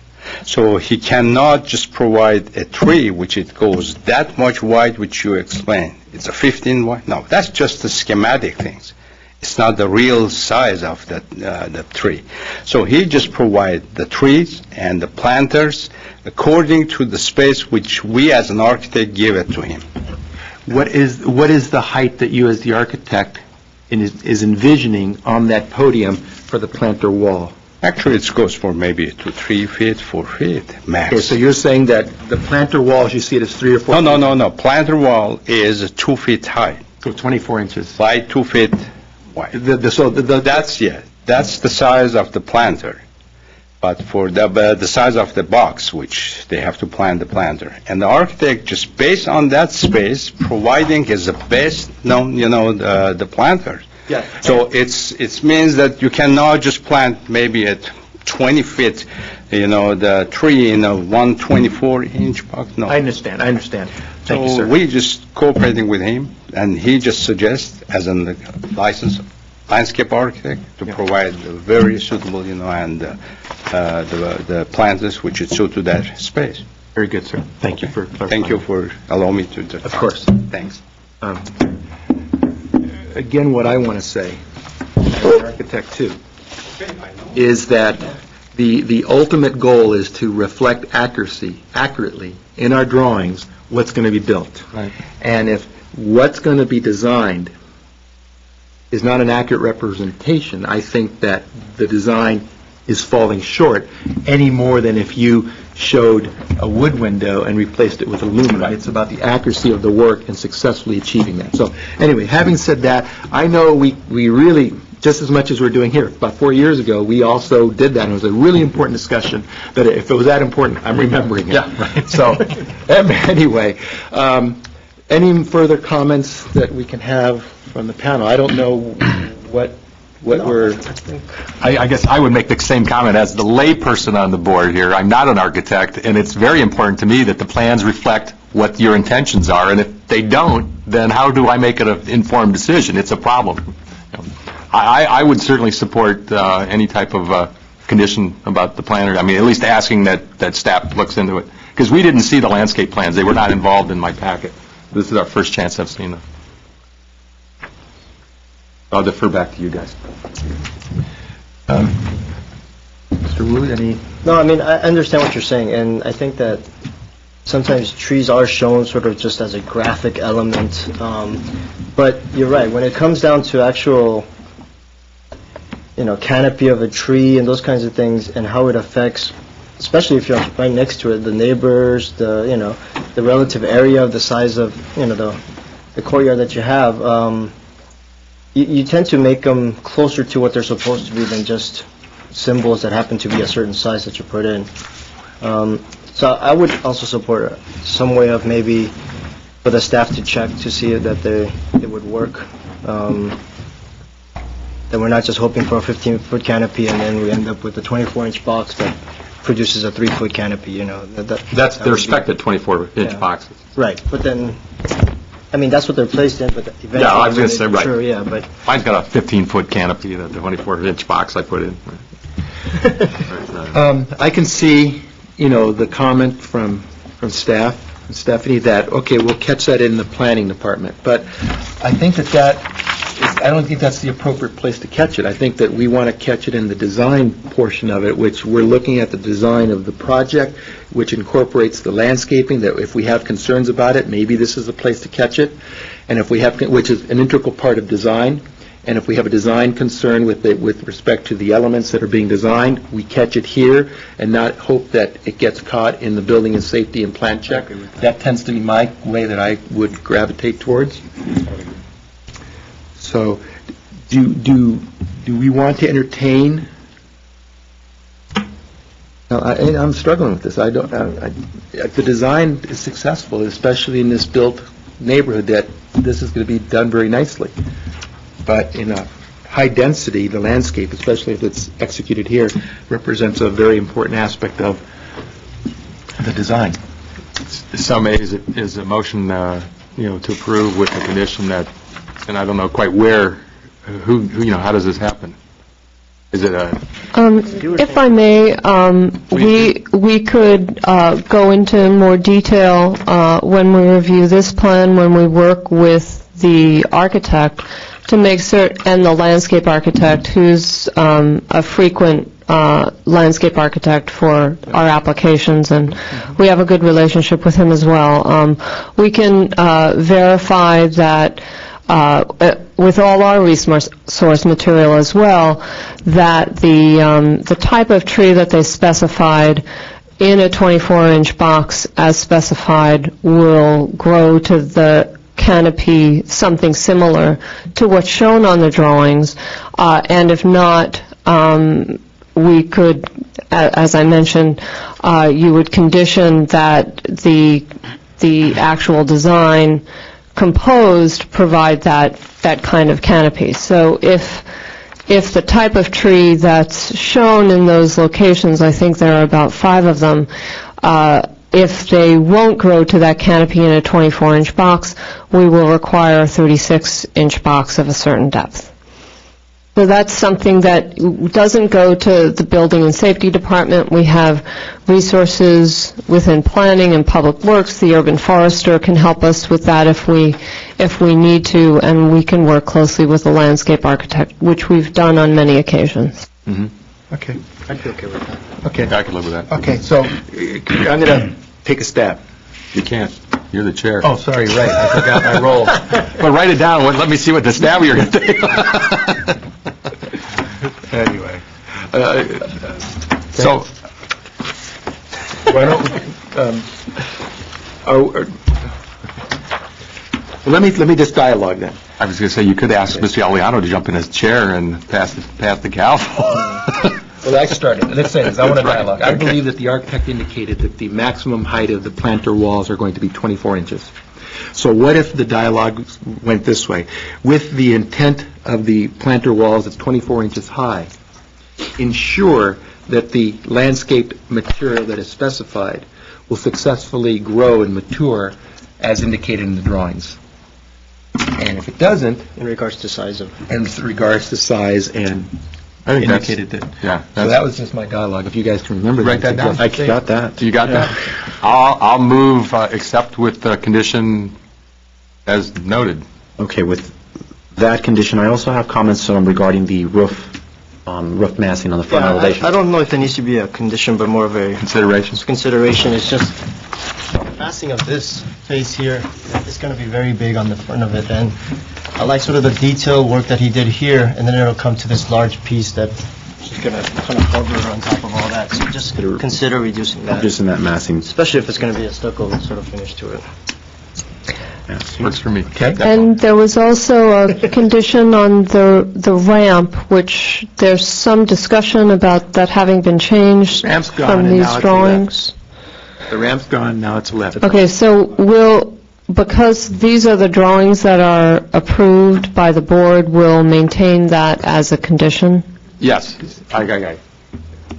Yeah, but actually, this drawing right here shows the ramp omitted and the lift in this corner. Yeah, So the only one that's a conflict is this rendering. Well, that should be the only one. There's a couple other ones there. Yeah, we'll, They took it out. Yeah, they're taking it out. You're right. This rendering is the only thing that's not It's just accurate. our set. Yeah, our set, that's right, right. The drawings, well, whatever. The drawings. because there's some conflict on the drawings, we'll maintain it as a condition, Okay. if it please the board. Okay. Works for me. Okay, and we then... have a motion? Sorry, I'm sorry. We have one other, staff did convention that the applicant should use a fiberglass or wood window. Is that something? Yes. I support it with the staff, yes. Okay. Is the board satisfied with the record decision language? Oh, we loved it.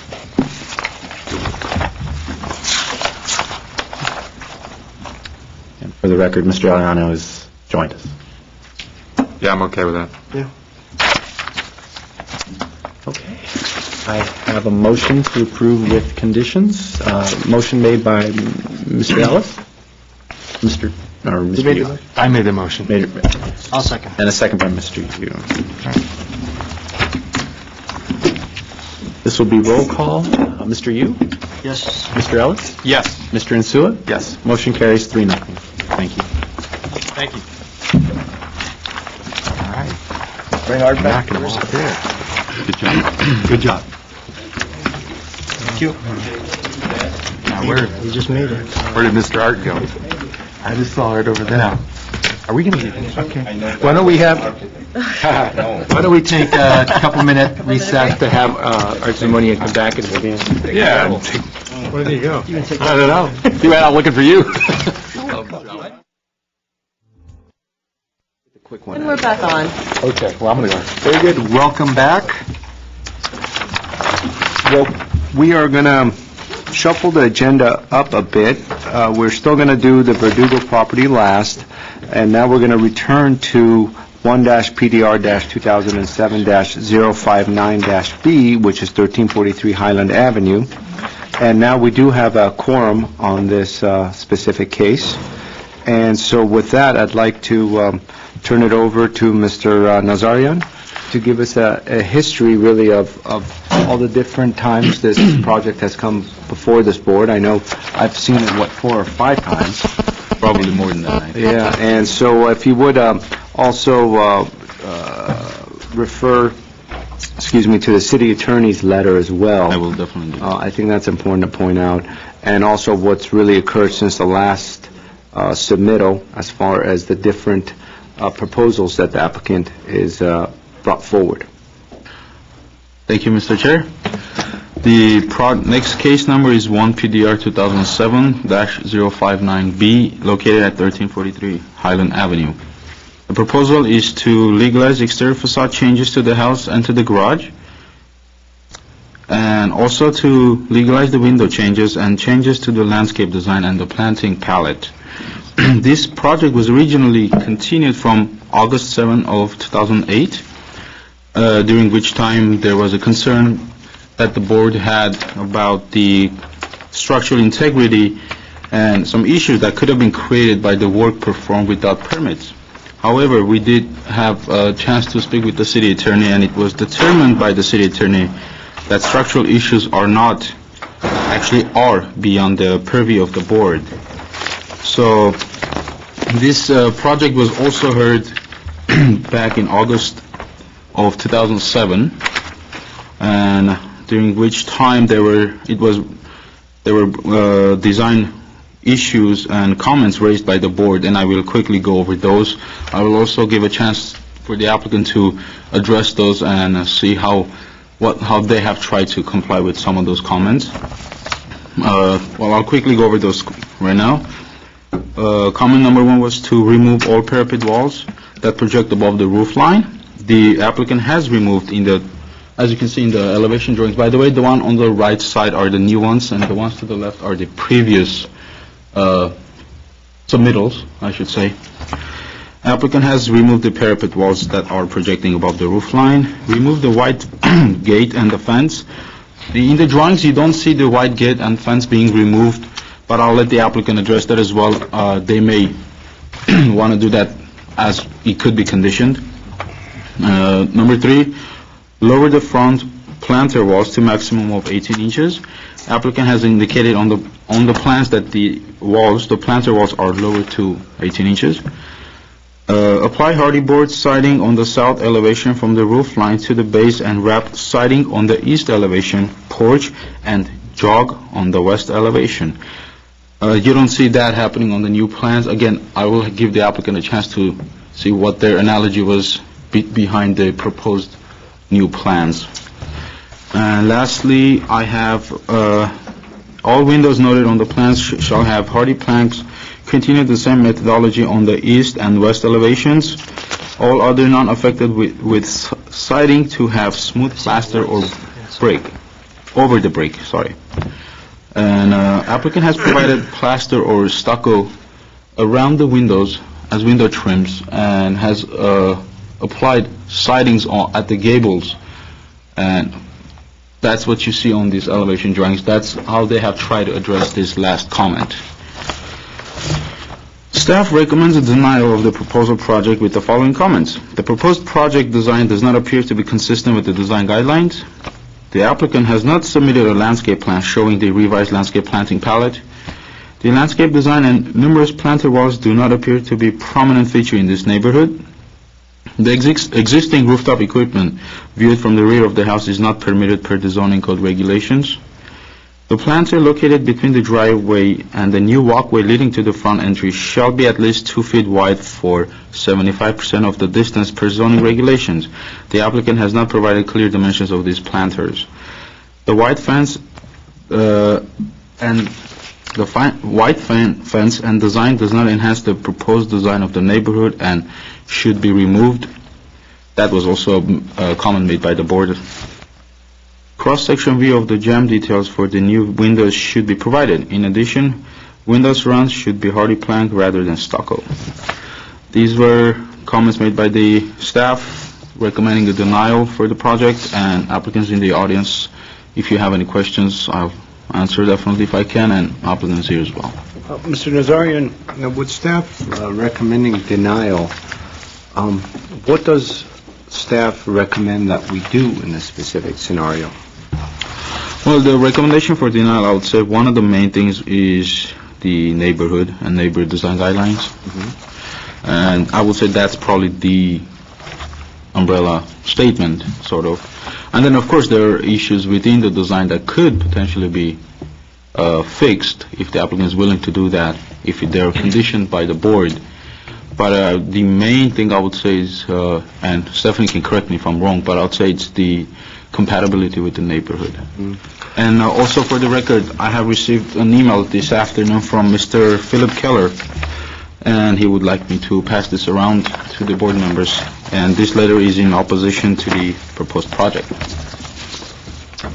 To expand on Mr. Nazarian's response, we have done our best to work with the applicant to find a resolution that staff would be able to support and recommend, and we haven't been able to do so.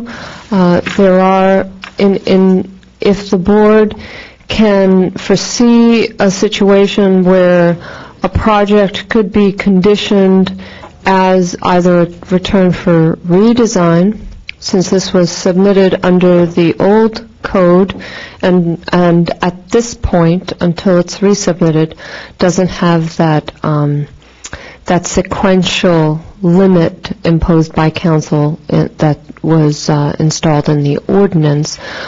You are free to develop conditions that you think would make the project within the realm of compatibility, and either return for redesign or approve with those conditions, and staff would continue to work with the applicant. Thank you. Do we have any other questions for staff? I just have a quick question. So regarding the city attorney and their determination that structural issues are beyond their purview, I mean, I'm still concerned about the brickwork, and I'm not going to, I guess, abstain from voting, but Is there any assurance that somebody will check on it and make sure that it gets tested so it doesn't become an issue? I'll tell you, I don't know how to answer that question, but I'll tell you that I had a chance to speak with Mr. Rene Estrada, who is the neighborhood services officer. He went out there doing his first initial inspections, and I did ask him if anything jumped at him as far as being structurally dangerous or concerns that could have raised. And his response was that he didn't see anything major because it was mostly facade and exterior work, and brick veneer, non-actual brick as well. So according to him, his answer was not that definitely there is no concerns, but he didn't see any, and I wanted to double check with him. That was his response as far as somebody being out there in the field and might have had a chance to notice any issues. Also, go ahead. Forgive me for interrupting. If this design review board application was approved, it would then have to go to the building department for a permit for the actual brick veneer of the project, and at that point in time, the building inspectors will go out there to inspect. So rest assured that the structural integrity will be determined in the field by the building inspector if it gets to that point. Okay. Because it's not something that you can visually see. It's to see if there was any kind of... Okay. Sometimes you have to deconstruct things a little bit. Yeah, you have to take down portions to see if it was done properly, yeah. Sure. Aliano, do you have any more questions for staff? I have one speaker card on this case, and it is the applicant. However, before calling up the applicant, I'd like to just share my thoughts on this project, because Mr. Aliano and I were on this design review board last year when this case came in front of us a few times. I personally have seen it about, I know for sure 4 times, maybe 5 times, I'm not sure. I'm not sure, Mr. Aliano, how many of those times you were there or were not there. You might have been there sometimes when I wasn't there. Right.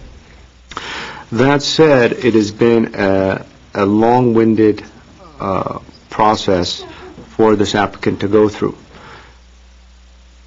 Many of the points that were raised by staff, some of the points, Mr. Yu, that you mentioned, have been brought up in the last 4 or 5 hearings. I'm not sure if we're going to really uncover anything new today that has presented itself. My perception of this project from day one has been that someone spent a lot of effort and a lot of time putting on this brickwork. It was done in a workman style. It was done with a lot of attention to detail. Whether those details we agree with, whether it's done per the guidelines as far as architectural taste is concerned, is a whole different scenario. But as far as effort is concerned, I mean, they certainly have spent a lot of time working out the details. As far as the discussion as to if it's safe or not, I believe that has caused some hiccups in the design review board process in the last session or 2. It's very difficult for us to assess the overall design while at the same time having that back of our mind whether it was attached to the building properly. In any other case, when we approve a design review board case, it moves forward, building and safety provides a permit, and then, the building department basically through inspections inspects or doing construction. So I would suggest, and I'm certainly open for suggestions, is that we approach this as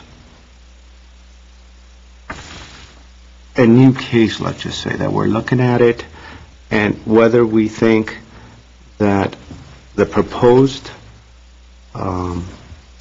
building that's already been constructed, could we make some suggestions, modifications, to make it more compatible? For example, the issues that have come up continually from day one have been the planters are too high in the front setback.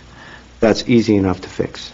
What has come up from numerous neighbors and numerous discussions along the way is the front gate. It's white, it's massive, certainly doesn't fit in with that overall neighborhood context. Easy to fix. What's come up basically at every one of the hearings are the window surrounds and so forth. Again, easy to fix as far as conditions are concerned. What's also come up is the quite sheer and mass of the brick in general, where it might not fit the guidelines. Again, that's easy enough to fix with conditions based on some of the elevations and so forth that's been presented to us. What I'm trying to portray to this board is I believe that we're not going to do any service to the applicant, the community, or staff by elongating this one more time, because it's already come up so many times. It's almost at the point where I'm convinced that nothing new is going to be heard today that hasn't been already presented to us. So, my general approach on this project is that we make some conditions and see if we could agree as a group of how to minimize the impacts of what's been done here. Let's put cost aside, whether it's going to be cost prohibitive or not, and see if we could come up with a solution quite easily that works. I have a feeling that staff has exhausted their efforts working with the applicant. It just has gone back too many times, whether it's the owner or the applicant, someone doesn't want to budge on that end. So by us sending it back, we're not going to do anybody any service, and it's based on the old codes, old DRB rules, so they can come back as many times as they want. Mr. Insua has already indicated. I might have misspoke on that last comment. Yeah, just to clarify, when they reapply, they will, if and when they would reapply, if you had a return for redesign, they would be under the new ordinance. So they would have a limit on how many times they Correct. could come here. So it wouldn't be unlimited any longer. Yes, what I'm insinuating is since it's based on the old rules, if we make it a continuation today of some sort for additional information or so forth, we could be dealing with this down the road again based on the old rules. Yeah, they would have a maximum after that of 2 times that they could come back to you. Okay. And so, that said, Mr. Insua has already very strongly portrayed that he's going to recuse himself from this project moving forward. Mr. Ellis is going to recuse himself continually because he lives within the radius area, whether it's 300 or 500 feet. I'm not sure how close he lives to it, but nonetheless, he's within 500 feet. So it's us. It's us three. And if we come up with some sort of a solution, great. And then if not, it's almost like Design Review Board 1 cannot come up with a solution on this project if we can't agree as a group of moving forward, because we're not going to get Insua to get involved or Mr. Ellis to get involved in the future. So that said, I'd like to call up the applicant, Ara Vartanyan, and if you would, Mr. Vartanyan, specifically review some of the differences that are presented to us today from the last time, and what portions of the conditions that staff has identified as problematic the owner is willing to accept or modify, such as the planter, such as the front gate, and so forth. Good evening, Mr. Chairman, members of the board. My name is Ara Vartanian, AMAC Group, 639 West Broadway. I want to start by going down the list of the comments from the last time this case was heard. We have removed all the parapet walls as requested. Let me go to the front white gate fence. We are going to remove the white gate fence. The reason that we haven't actually done it now is because we're waiting to receive the final decision by the board before we start any construction. But the white fence and the gate are going to be removed in the front. The front planters have been lowered to a maximum of 18 inches as allowed by code. The fourth one that says apply hardy board siding on the south elevation from the roof line to the base. As you see on the south and north elevations, we have done that from the roof line to the base. And we've also done it in the west elevation. The east elevation, we haven't done it, but over here I have 2 other options. Basically, one of them is showing on the east elevation, we're having hardy frame on the front, which if it's okay, I'd like to. Yeah, please. And the second one is the wrap.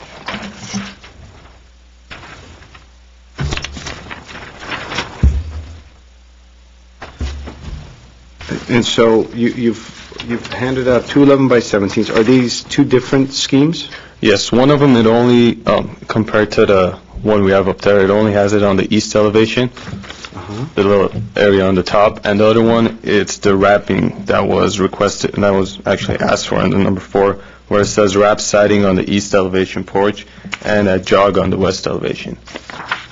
Based on our designers and basically their eye of the project, they felt that the one we presented with you up there is the best scenario for this project. They thought it looked the best. Which is wrapping the siding in the rear? No, the one we provided up there, which is nothing on the east elevation, just on the west, And north. so your preference is option A, let's say, and I'm marking it over here, and option B basically has the siding along the driveway. Yes. And then it turns the corner on the west elevation, whereas in option A, as proposed, you've provided the siding on the street elevation only, on the top. That's going to help with that. Okay. And so far, what you're indicating is that the applicant is okay with removing the white gate and the white fence in the front. That's correct. The applicant is okay with lowering the front planters, which are items 2 and 3 on the staff recommendations.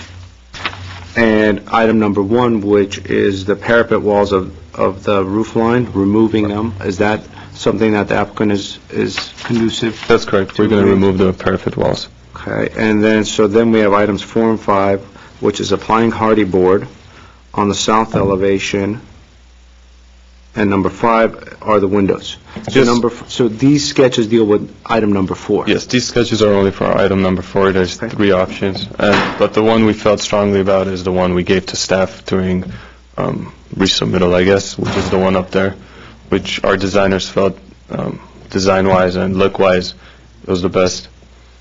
One number, so I want to continue. The rooftop equipment, that is a zoning regulation. The applicant has also agreed to remove that in accordance with the zoning regulation to comply with those. So they're okay to removing the rooftop equipment and relocating it somewhere else on the site? That's correct, yeah. Okay. One other thing I want to present to the board is, last time we were here, we were speaking of a picture which showed, it was taken in 2000. The house was built in 1939. It was wood with the little sidings on top. And this picture shows that in 2000, it was also roof. It was also brick, if I may. This is the famous picture. That picture illustrates the home prior to the renovation. Of course, the brick had more distinct white mortar. Yeah. There was some siding above it. It's more of a blend, too. Yes. And as far as item number 5, which are the windows, what sort of discussions have you had with the applicant owner on that? Our designer and the applicant both sat together, and they came to the conclusion that providing the stucco, the different colored stucco around the windows instead of the actual sidings, they liked it the most, basically, design-wise. And so the proposal, what's the proposal is stucco. Proposed here is stucco around the window surrounds. And the other option was the precast material? Yes. Okay. Very good. Is there anything else you want to add? My last comment was about the neighborhood support of this. The last time I was heard in August of 2008, we asked the owner to bring as many supporters as she could, and as you guys saw by all the supporters that came, most of the neighborhood is in support of this project. There was a lot of people that came in support of this project, so because they knew that the house, it was brick before, so it's nothing new. And with the sidings that they're proposing from the roof line to the base line on the north and east elevations, I think that really cut into the whole design they had before, which was all brick being posted on. So I think those really cut into the issues that the board had. Brick stops at the side, huh? Stucco on the side. Stucco on the side. Which side are you referring to, Mr. Year? You can see that the brick stops just at the face. Oh, I see. So it doesn't wrap at all. For the north elevation, It was all stucco. The previous home, the original home had stuck on the north elevation, We could probably assume that's the same thing on this side. on that side. Yeah. Okay. Thank you. Do we Thank have you. any questions for the applicant? No, I'm okay. Thank you. Thank you. Is there anybody in the audience that would like to speak on this case? No? Well, I have no more speaker cards for this case, so we'll go ahead and close the public portion. I think I've already illustrated my thoughts on this as an area, to start discussion. I'm certainly open to your thoughts and ideas, and I, in fact, want to hear them, because last time, Mr. Aliano, you weren't here on the last time, and it was Mr. Yu and myself. So if you would. Well, I'm trying to remember. A lot of this is really foreign to me. I mean, I can't remember a lot of these details, and maybe it's because I was not there all the time, and I don't remember how we got to this point. Can you refresh my memory?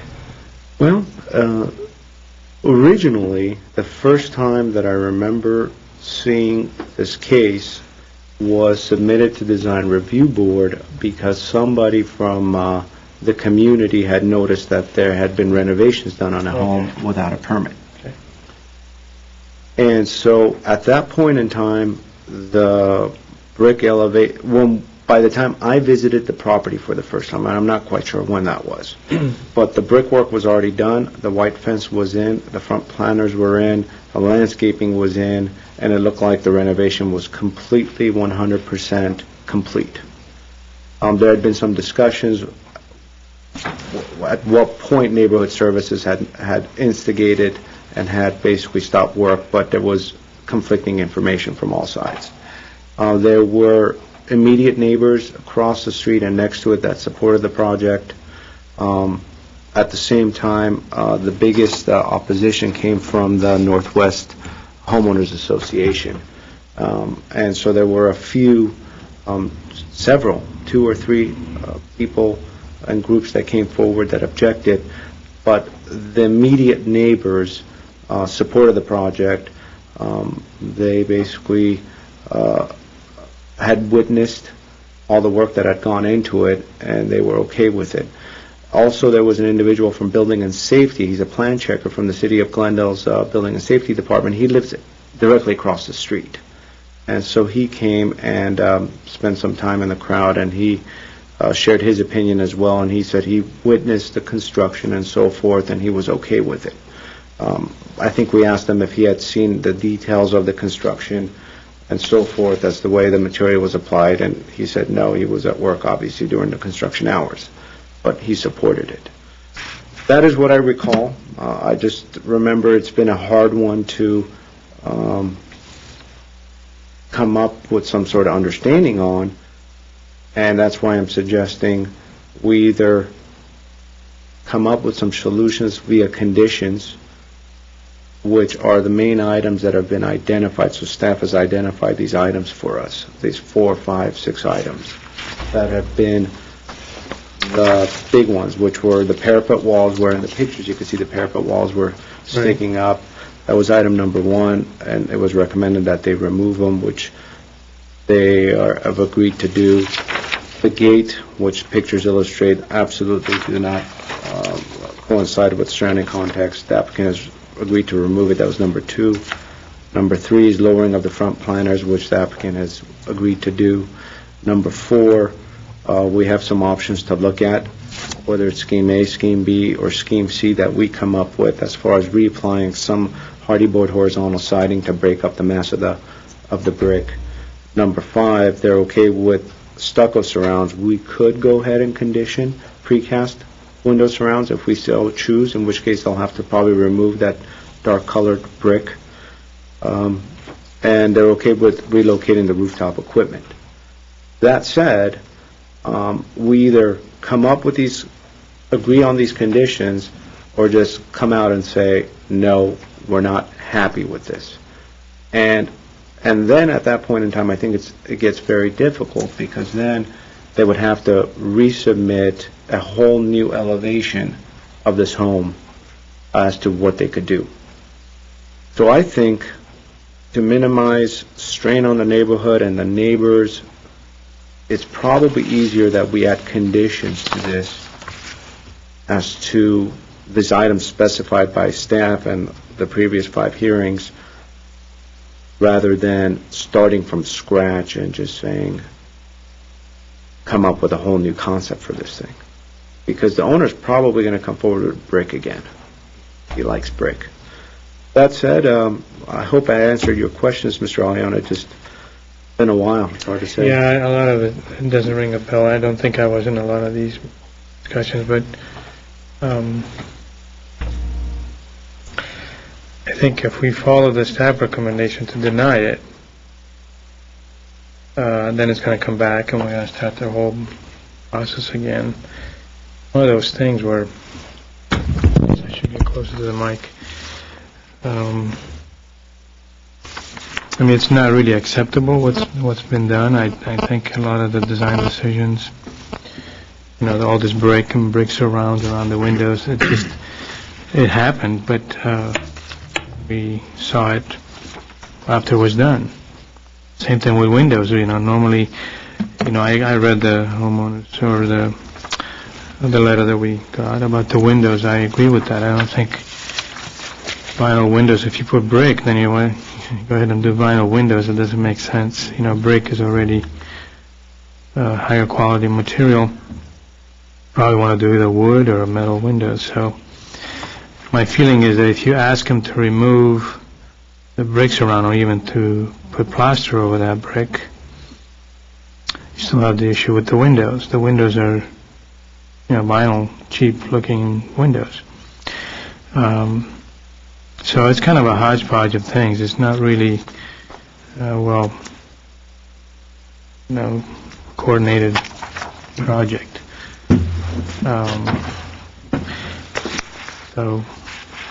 And the alternative is? Well, the alternative is you can have them rip everything out, but what does that get you, If this were a 2-story house, I'd be extremely concerned, but since it's very low and they haven't really added any square footage, right? Not that I recall. Yeah, I mean, I would not press on things too much, even though I don't agree with what's been done. I really totally disagree with what's there. I'm glad that they're going to take these, they're responding, I guess, to some of these comments. Parapet, the fence, the planter, they said they're going to lower those. The hardy board on the gable, I think, helps a little bit. Other than that, I'm not sure what else we can do except tell them to just rip it all down, but I don't know that solves anything. What about between these two schemes as far as I prefer the one that's on the wall. Yeah, I don't think that the siding, it's even more of a mishmash, I think the siding and the eave on the gable portion makes sense, because normally you would do that out of wood anyway, so you wouldn't bring the brick all the way up. And do you agree with stucco window surrounds? See, I have a concern about that. I think by putting stucco around the surrounds, you're gonna attract more attention to those elements. As much as I don't like these brick surrounds, I think the brick is gonna look better, because it just won't stand out as much. Just wish they were a little darker, though. A little darker? Some contrast there. Yeah. I just don't know. I mean, the other thing, if they take the brick out and they make it, the thing about the surround is completely, the proportions are odd, Whether you make them stucco or precast or whatever, they're going to end up with these really heavy borders around the windows. And the windows themselves are not substantial enough either. They're very thin because they're vinyl. So it's all kind of not really very, very nice the way it's done, but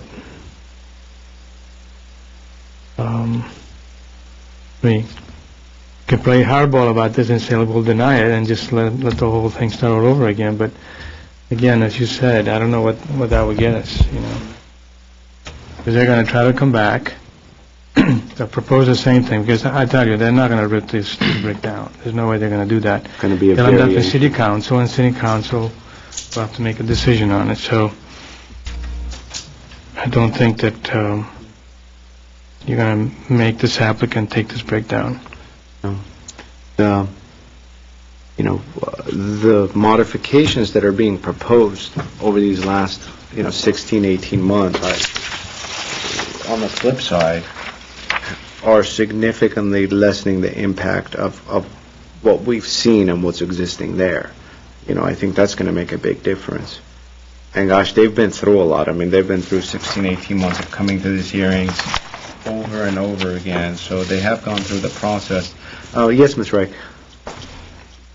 Or Mr. Ford. I mean, if I may, I guess I'm going to throw in a little editorial comment, just listening to your conversation. About a year ago, when the city council revised,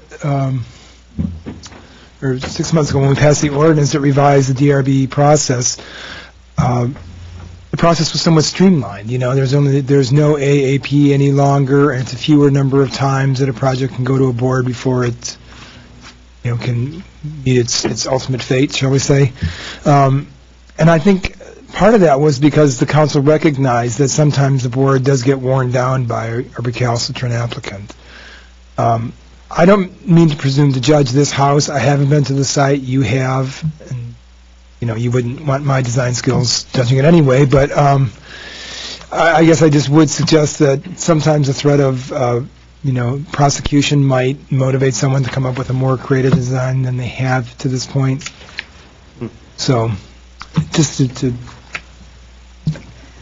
give you the context, I guess. Yeah, and to add to that, since this is a code enforcement case, that's why it's in front of you. So then if this is denied and there isn't a good faith effort to bring it back, that it's not as though the board has not been clear in the past. There are there's a long record of conditions that the board has applied. So we're not trying to influence you anyway, except to get you to understand that that there is a process for this that would be followed through with code enforcement as well. If it were denied? If it were denied, the applicant could then work to produce a different application that would answer the comments of the board, and that would be a good faith effort. Otherwise, it would go to the city attorney's office for action.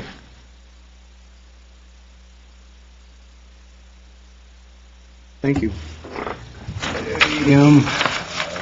My thoughts on the discussion at hand at this point in time, I absolutely agree with staff in that there have been many instances when the board has been worn down. It's just you're tired of seeing the same thing. You see a stubborn applicant or a stubborn homeowner. For whatever reason, this project keeps on coming and going, and you get tired and get worn out. And that's why I think it's really good with the new system. There's that limit. And that limit basically alleviates that issue and creates a sense of urgency for everyone to put their best foot forward. In this case, I could only speak personally. I'm not worn out in this specific scenario. There's been times where I have been worn out, but this isn't one of them.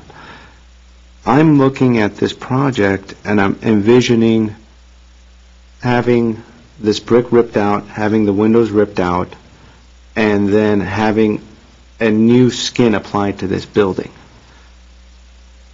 Based on the overall scheme and the overall design of what's been done in the past, I could see a specific preference by the homeowner, and I don't think that preference is going to shift much. I mean, they might come back with some stucco or whatnot, but it's not going to be one of those charming, compatible buildings of what it was in the past, of what we see in that picture. It's not going to go back to that.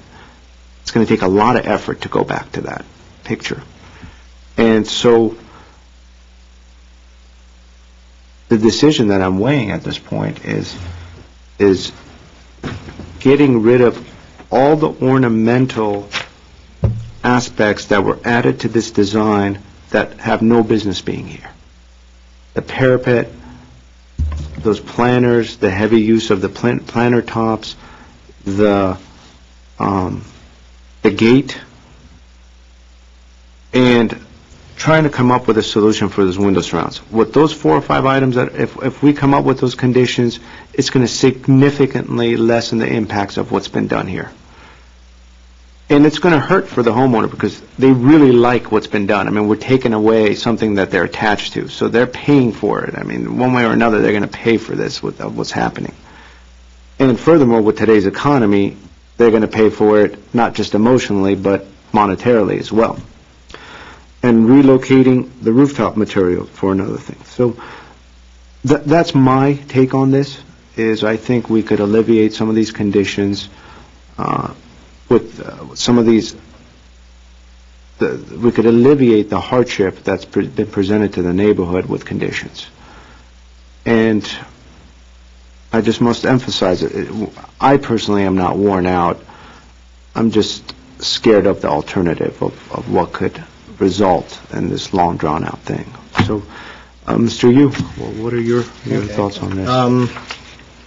I guess first things first, I do not sympathize with the applicant or the homeowner. I see it as a black and white issue of did you get permits or not, and they proceeded with a long, drawn-out period of construction, of brick by brick, literally breaking the law. Now, with that having been said, this is the second time that I've seen it now, and at one point, a previous design review board did sort of put down a guideline of 7 or 8 items that they felt like if that was satisfied, it could be brought up to a point where we could make a decision on.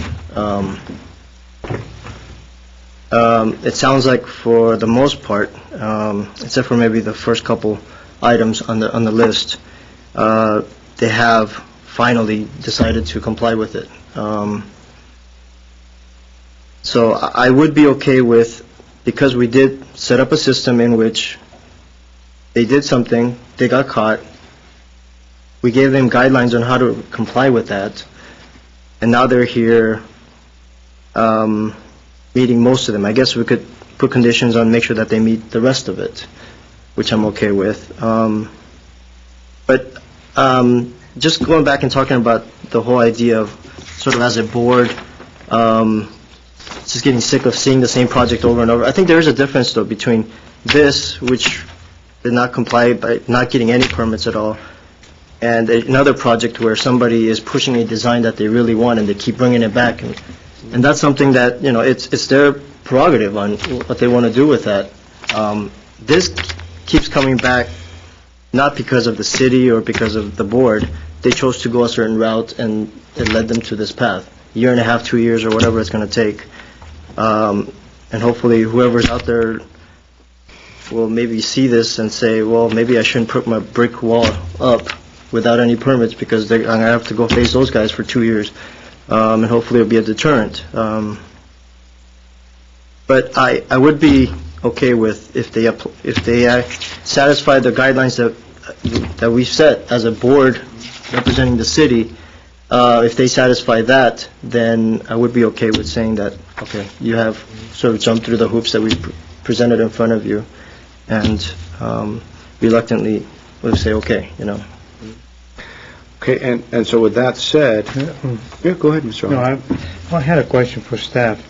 Because they did not add any square footage, would they come, if they had gone to the city to get a permit over the counter, would they have been told to come before the design review board? Because they're changing the facade of the property. So whether there's square footage addition or not, it doesn't. Well, if staff deemed it to be compatible with the neighborhood and not a significant change, we do have the authority within the code to approve it over the counter.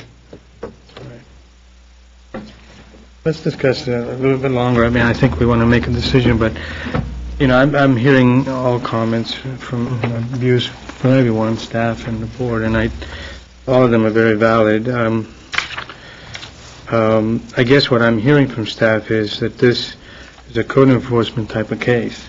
And this happens not often, but sometimes we do get people that don't want to follow the rules, and they just go on their own, and they just start building things. I've been on this board for several years, and I've seen a few of those cases, and some of them get away easy, some of them don't. I think what I'm hearing is that, especially in this neighborhood, don't want to encourage this sort of thing, because if you do it with this house, it will happen with others. So from that perspective, I think it would be a mistake to try to sort of be too lenient, because, the rules were broken. And so from that perspective, I really agree with staff. The thing is that the guidelines are very clear. Staff confirmed that regardless of square footage or not, this probably would have had a pretty thorough review over the counter, or it would have come to us anyway. So it's not like they would have been allowed to do anything they wanted to. So, and I'm not really happy with this. I think if we opt for denial, then the applicant is hearing our comments, and they will come back with something that's really more acceptable. We don't deny it, and we just sort of approve it with conditions. There's no guarantee they'll follow through and make it better.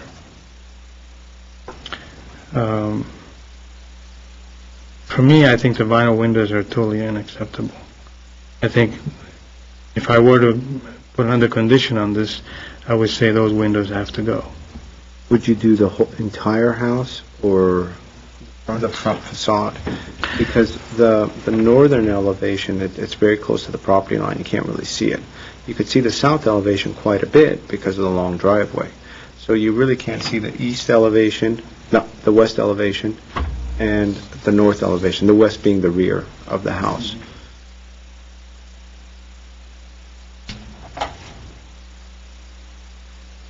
Well, I would definitely emphasize doing the most you can, at least with the visible, because the front, if you look at that picture, it's not a masterpiece. Even the old project was not an outstanding work, but it has some charm to it. To get it close to that, I think you'd have to at least do the front. The divided lights with the fake buttons, those things, just especially in neighborhoods like this where quality of the materials and elements are usually of higher degree, don't want to encourage this sort of thing.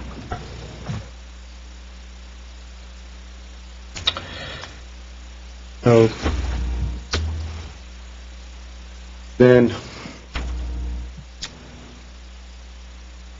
then, my inclination is to put a few more conditions or to ask for more things and just really do the right thing. The right thing is, I think, to deny it and just have them come back with a really, really strong proposal.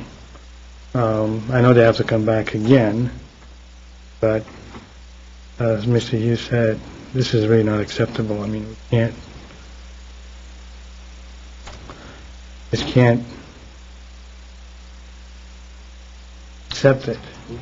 What if we propose as a condition everything that's already been stated?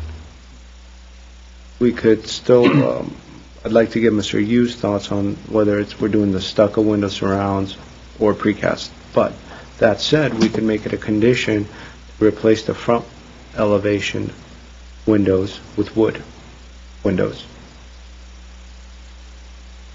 And I think that would significantly alter the appearance of the building. It certainly would give it more of an authentic... And not the white, because that's the problem with vinyl.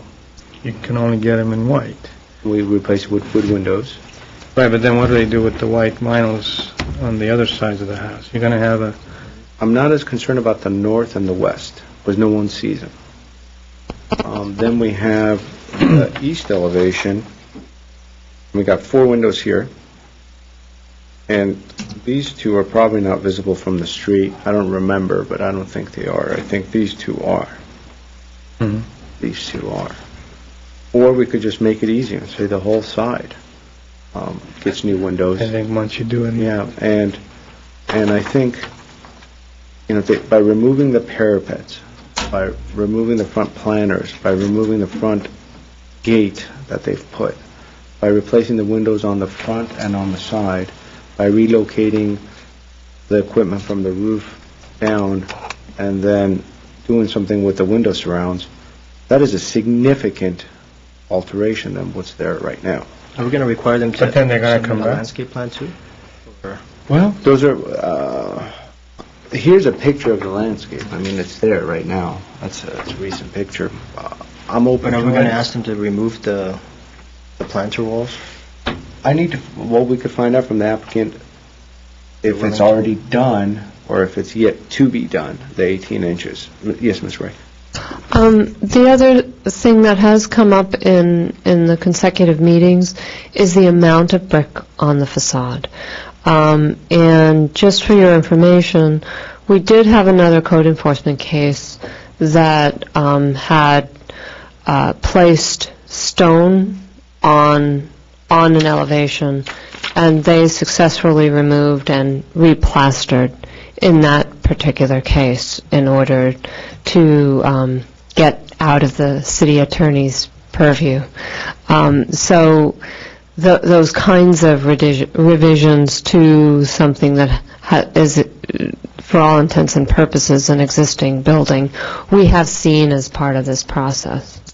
If we're choose to go down that path, then it should absolutely get denied, that they should redesign the thing, have the new package resubmitted under a whole new case, because, it's very hard for us to condition removing this portion and not removing that portion. It goes way beyond conditions. And so, if we're going towards that route, I think it's a no-brainer to just deny it and have it come back. So, just to, wrap up the I'll go first. If we see that if by replacing the windows, we can have a consensus amongst our group, that we replace the windows in the front and in the side, I could support the project. We move forward. Now, the question of whether it comes back to us again, or if staff handles it, we could ask staff that question, or you guys could have some thoughts on it. Now, the siding that they put on here was per the recommendation of one of the items that they put on a previous board. Everything we're asking them to do... I'm with you. I'd be okay with that if they, because they do have a list that, they've come back and we've given them a list of things that they needed to do, and they have satisfied it, they satisfied most of them. I think that if we could add the windows, maybe on the 2 sides, to comply, and I'd be okay with that, for sure, then. What about the surrounds? What do you think about the surrounds? Right now, they're brick. If they remove the windows, replace with a higher quality window, either wood or metal-clad wood, but not vinyl, and then change the color, because what stands out is the fact that it's white.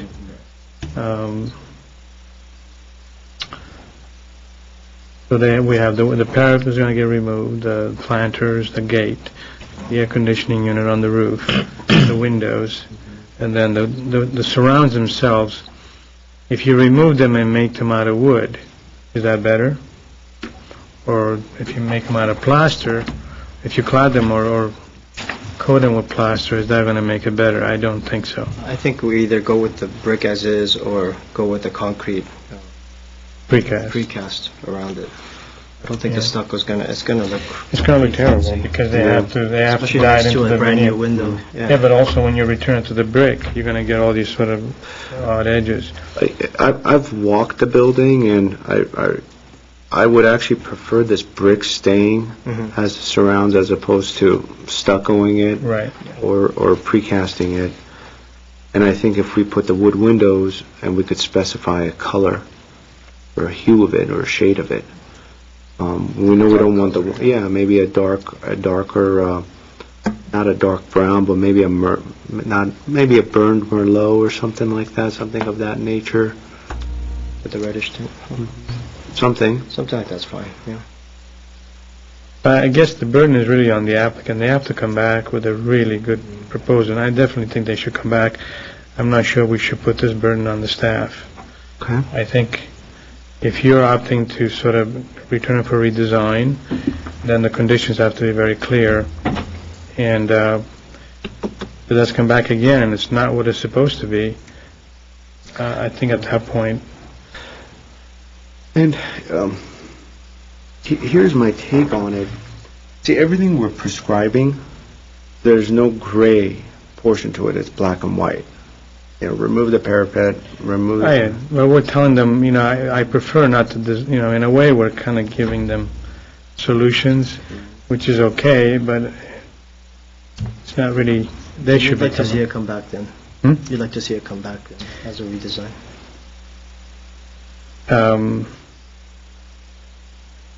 Yeah, because they may come up with other things that we're not asking them to do.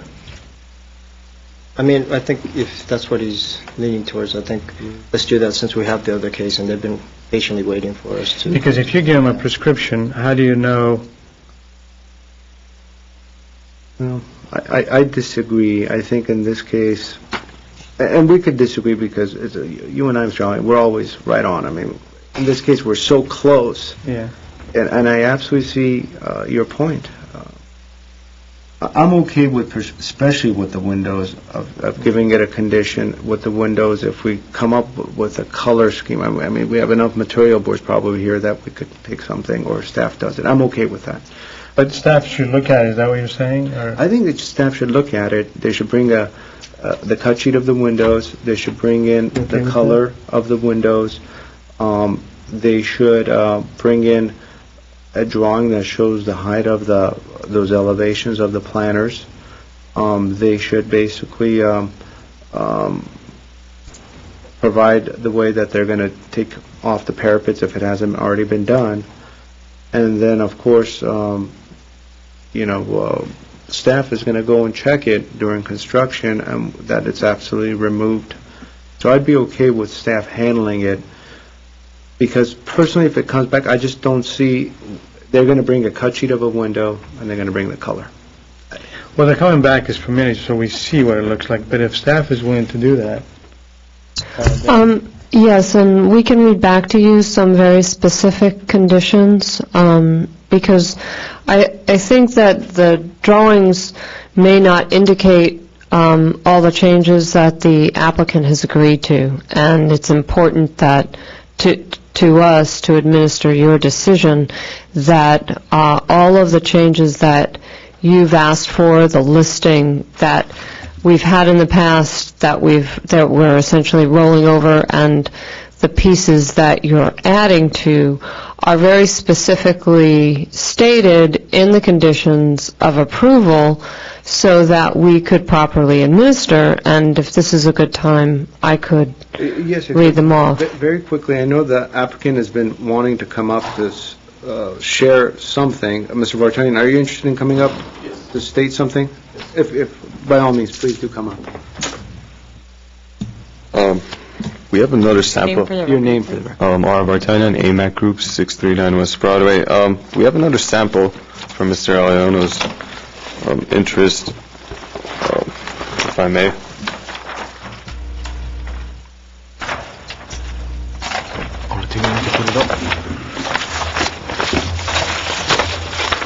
Basically, it's the same elevations that we provided in the new plans, but instead of the stucco around the windows, we have a darker brick. But you would replace the brick that's there and put new brick? That's correct. Mr. Simonia, would you like me to put it up on the board? Does the board feel as though we should put it up? Yeah, I think we should.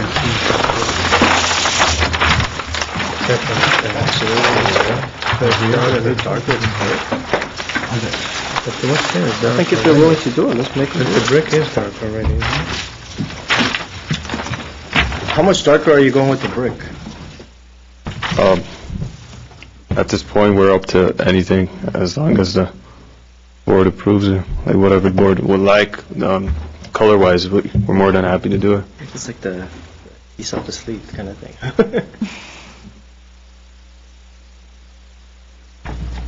I don't know. So I think, on that scheme, they're putting a darker brick at the base. Is that correct? That's correct, We're yes. going to remove what's there and make it darker? There's no way of staining the brick or anything like that? Well, if you make it darker, then you're tying that color with the surround, right? But I don't know that this house needs two different color brick.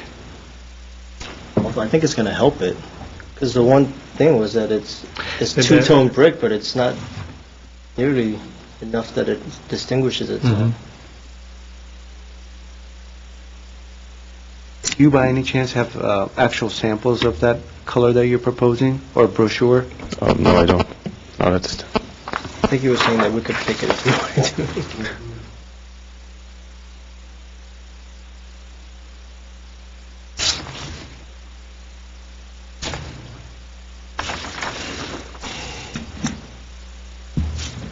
I'm not sure adding brick to the base, a darker color brick to the base, is going to help our case any. Just, What do you think of the window surrounds, though? That could help. I forgot what color they are right now. I don't remember it.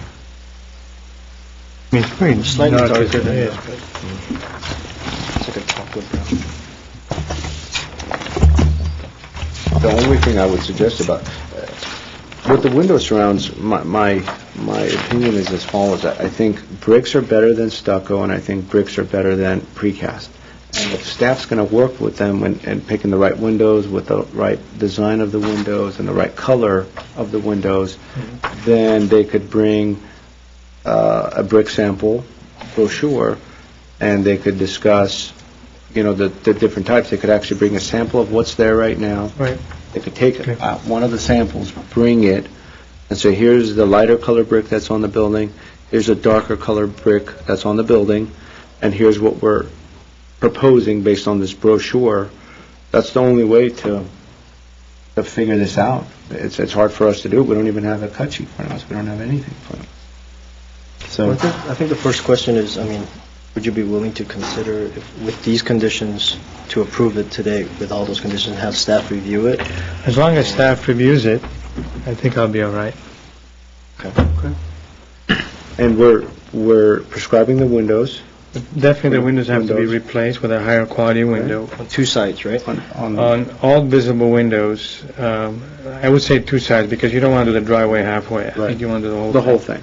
The east facade, the street facade, and the driveway facade.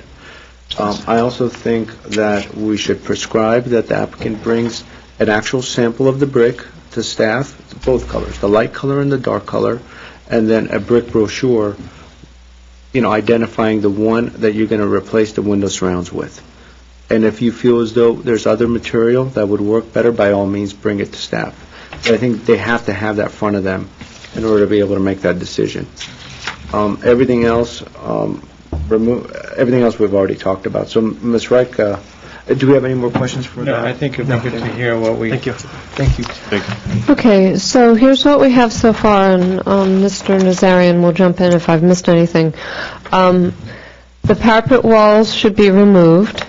The height of the planter walls should be reduced to 18 inches maximum, as required by code. The size and height of the gate? Is it the height of the gate or the size of the gate as well? Removing it entirely. Remove the gate entirely, okay. Fence and gate. The gate and fence, to remove the gate and fence entirely. Remove and replace windows on the front and south elevations with wood double-hung windows that are a deep maroon color or similar color, and provide a detail that shows them recessed into the wall. On that note, maybe a darker green would work well as well. A dark Maybe color, I think. Dark color, Yeah. something. Definitely. Maybe a dark color. contrast there with complementary color would really make them pop. I like Fair enough. Yeah. burgundy idea. I think that would be good. Um, Burgundy or something. Okay. Remove existing brick from around windows and replace the darker brick. Bring samples of, or provide samples of existing brick, and also provide a brochure or sample of darker brick to be reviewed for approval by staff. And then, would you like to also include to propose areas to reduce the brick surface, or do you want to eliminate that altogether? But we're getting the siding on the gable, right? Okay, so the siding on the gable per the drawing will also be conditioned. Right. And in addition to that, we'll condition that the air conditioning be removed and relocated, and that staff will approve its new location, that it should be out of view from the public right-of-way. Did I miss I anything? think you said it well. Huh? Exactly what I had on my notes as well. Took the words out of your mouth. Yes, she did. All right, so we have a motion made by... I don't think we've had a motion yet, but we will have one soon. I'm sorry, I thought we did. Mr. Yu made a motion and Mr. Aliano seconded. Okay, and this will be a roll call. Mr. Yu? Yes. Mr. Aliano? Yes. And Chairman Simonian? Yes. Motion passes 3-0. Thank you. And very quickly on this case, what I'd like to point out is that this process has taken on 18 months. Someone did something illegally, and this is how serious we take this matter. I mean, we've spent 5 hearings on this, we've spent a lot of efforts on this, and we've prescribed very stringent conditions on this project, and it's just not something that we take lightly. And I think that just goes to say how many times this case has come back and forth, and I'm glad we finally had some closure to it, and I think we did the right thing at the end of the day. Very good. The next case is 1-PDR-2008-057-A, 1809 Verdugo Road, which initially had been presented to us as a preliminary design, and at this point in time, it's come back a second time with some revisions. So, Mr. Dong, do you want to take this one away? Thank you, Mr. Chair, and good evening, Mr. Chair and member of the board. As mentioned by you, this case was last reviewed by the board back in February, actually February 21st, 2008, and at which time the board voted to have the project returned for redesign at the preliminary, as a preliminary review. However, this project is being presented before you today as a final review. This was the applicant's choice. The case number is 1-PDR 2008-057-A, located at 1809 Verdugo Boulevard. This case was reviewed under a different case number back in February. This is because more than 6 months have lapsed since the last review. Staff met with the applicant on several occasions to review and clarify those comments and conditions placed by the board. The revised project behind you or before you today is a result of those meetings. There are noticeable and significant changes to the design when compared to the previous version. The overall site planning, however, remains the same. Let me just point out to some of the changes that were made by the architect. First one is that there is an increase in the front yard setback. The minimum required by code is 5 feet. However, the building will be pushed back 8 feet in order to provide additional landscaping in the front.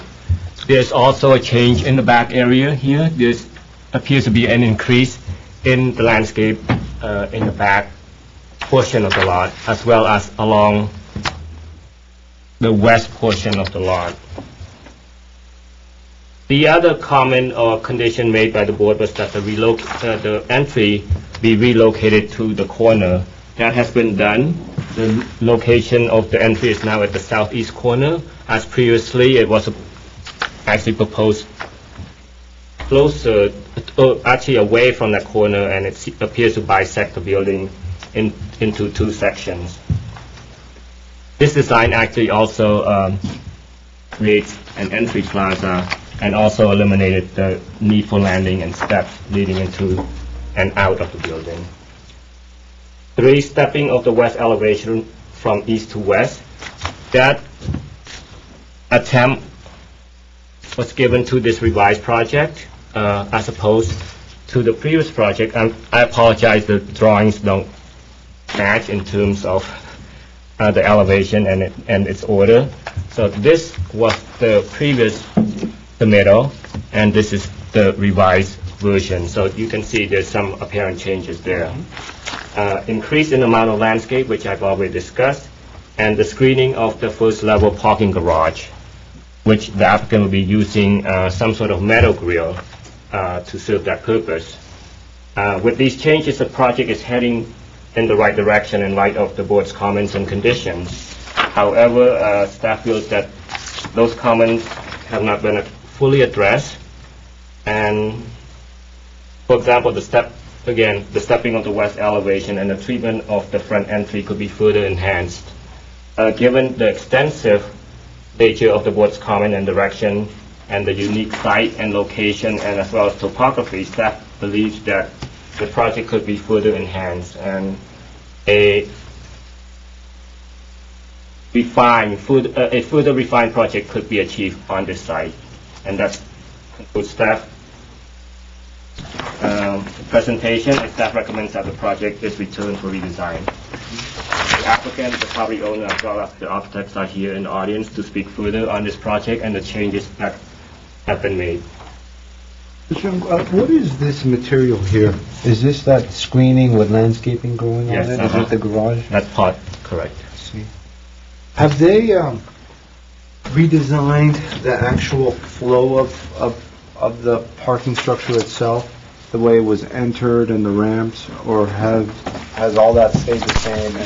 That remains pretty much the same. Okay. I didn't put up the old drawings, but I do have them if you would like to see them. And speaking of the number of parkings, I like to correct the statement I made that there is a slight reduction in the parking count. Before it was proposed at 120 spaces, the current proposal shows 108 spaces, so there's a reduction of 12 spaces. And did we have a landscape design? I'm seeing something down there. Yes, this would be it right here. Is it by a landscape architect?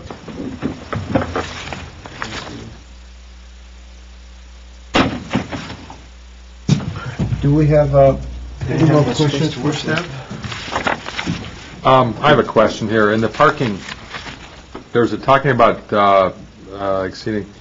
An agreement exists between the subject lot and a lot with an existing medical building. Is that the building next door? Yes. And so they're sharing they're sharing some of these parking. Right now. Right. And that building next door has proper parking for it to start. Is more parking than it needs, is it? Well, as a result of the project and the relocation or the reduction in the number of parking spaces on this lot, which is actually developed with surface lot right now, that will have to be relocated onto the adjoining lot, and the number will have to be provided that will be consistent with code. I think it was the same ownership. Between the two buildings, okay. And they were providing some easements to one another for access and so forth. That was the question, how many are they pledging that? Is that something? Okay. Great. And Does staff, with the further refinement that staff is requesting, you mentioned that the entryway should be one of them, and maybe the west portion. Have any discussions taken place on the back elevation as well? Or have the focus been mainly with the entrance and the west with the applicant throughout the process? The discussion actually involved all elevations, but this seems to be the biggest change proposed by the applicant at this point. And was there a lot of back and forth? Was the process pretty intense going back and forth with revisions? We met at least, I believe, 3 times.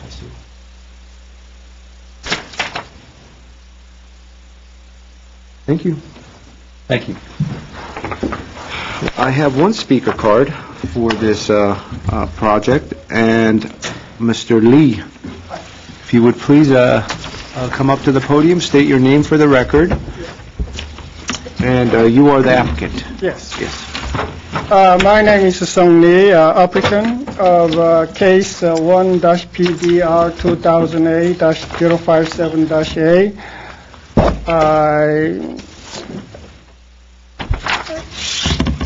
Since the February 21 preliminary review, we have had several intensive meetings with a stable planning department and design department to produce the kind of design to meet board recommendations. On February 21, 2000, is really actually on the 2001 board meeting, we received 24 comments from the board, but this comment can be summarized into 7 categories. First, overall design style. Board said it's a 1980 style. Should be changed to up to date. So we overall design is, we believe that is current design is meet up to date design. And second, entry location is emphasize entry location. We agree with you before is that there was somehow is entry with ramp is somehow is very inconvenient and it doesn't look good. So we put on the entry side, east-south corner is even handicapped person can easily access to the building. So we changed that one. Third is open parking space is how to make it look better, is look pretty. So we think of, we look around the many different buildings, and they use a lot of screen, but we would like to cover some more is friendly to the neighbors. So with plant, crawling plant is on the screen. So that's our design there. Fourth is a gateway. Yeah, it is an important location. It's actually from the view of actually La Cañada is actually entry side of La Cañada into Glendale, and also there is some shopping center, also theater. So we would like to make some, even though it is a medical building, but we try to provide some kind of a playful area. That is a patio. We provide extensive patio and balconies. So that's quite a change from the previous design. Fifth, courtyard. Courtyard is we are building actually medical building, and so the land also is a limited 23,000 square foot land, and so there's not enough space to provide in a courtyard inside. So we try to provide more is a balcony. So also increase patio space, and also decorate with the balcony with planting flowers, and the people can see more is go outside looking over the mountain or looking over the shopping center and so on. So we still, I understand is there's something to be improved, but we have met most of your recommendation, we believe. So please make a comment for our new design. Thank you. Thank you very much. Do we have any questions for the applicant? No. If I may, Mr. Lee, if you would, can I ask you to come up here? I have some questions for you. Mr. Oliano, can you provide the pointer to Mr. Lee? If you would, Mr. Lee, walk us through the vehicular access to the site. Access, how to access? The access of the vehicles. Parking, yeah. And if you would just, with your stick, show us how a car enters. Driveway and so on. Yes. Okay. All right. This one is. Maybe you could start with that one, the site plan. The site plan right here. Street. This is this existing building and this proposed building. We make a new egress from the Verdugo, and this one go inside right side on the garage. There is a subterranean garage right here. So you go to subterranean garage, and also this car go all the way go to new subterranean garage. We're going to build a new subterranean garage on the lot 1. I see. So the parking that you're replacing, you're going to build it underneath that portion on the top. This currently is parking space. We're going to relocate it. Relocate parking space on the parking lot 1. Yeah. So go there, and also this driveway goes through left side. It's under this ground level. And then. And at that point, which plan do you come into? So right when you enter the building, which one of these plans? The entrance. The top one, this one. Okay. Yes. So now you enter the building. Okay. Go around, and we have No, you have to go through the middle, right? Yeah. There's no ramp there. No. Ramp right here. No, it'll go middle. Middle, Can I go here? Yeah, right. Yeah. Yes. Go this way. And go around, then exit is here. This is only egress. Which is this level? Yes. Right. Bottom. You go down this way, clockwise. Come back out on this one. Another circle all the way back. Oh, I see what you're saying. Yeah, right. Yeah. It circles around. That's it coming down. That's one level down. So you're going back this way, and then you can exit out or go back down on the ramp. So this is the lowest level? Right. Yes. That's a street level. Street level. And you can come up, and that gets you here, right? Yes, right. And if you come here, Yes. and then you turn around, you exit, or you go up. Up, and you come out this way. You end up here. Yes. Up there. Okay. Also, there's another access here. Access here is Lateral Way, and go egress, ingress right here. We make two of them. One is primary for the handicapped people, and another one is primary is the non-handicapped patients. This side. This only access ground level parking spaces. Those are only ground level? Yes. Okay, that was a question that I had. I thought I saw land for a...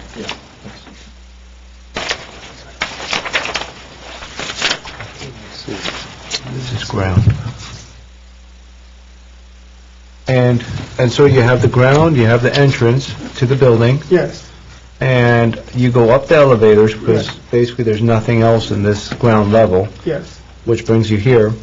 And then you have this corridor, you have your balconies, yes, and you've stepped back this balcony over here, there's the line, yes. and then you go up one more level, and you're stepping back even further. So this line is somewhere here.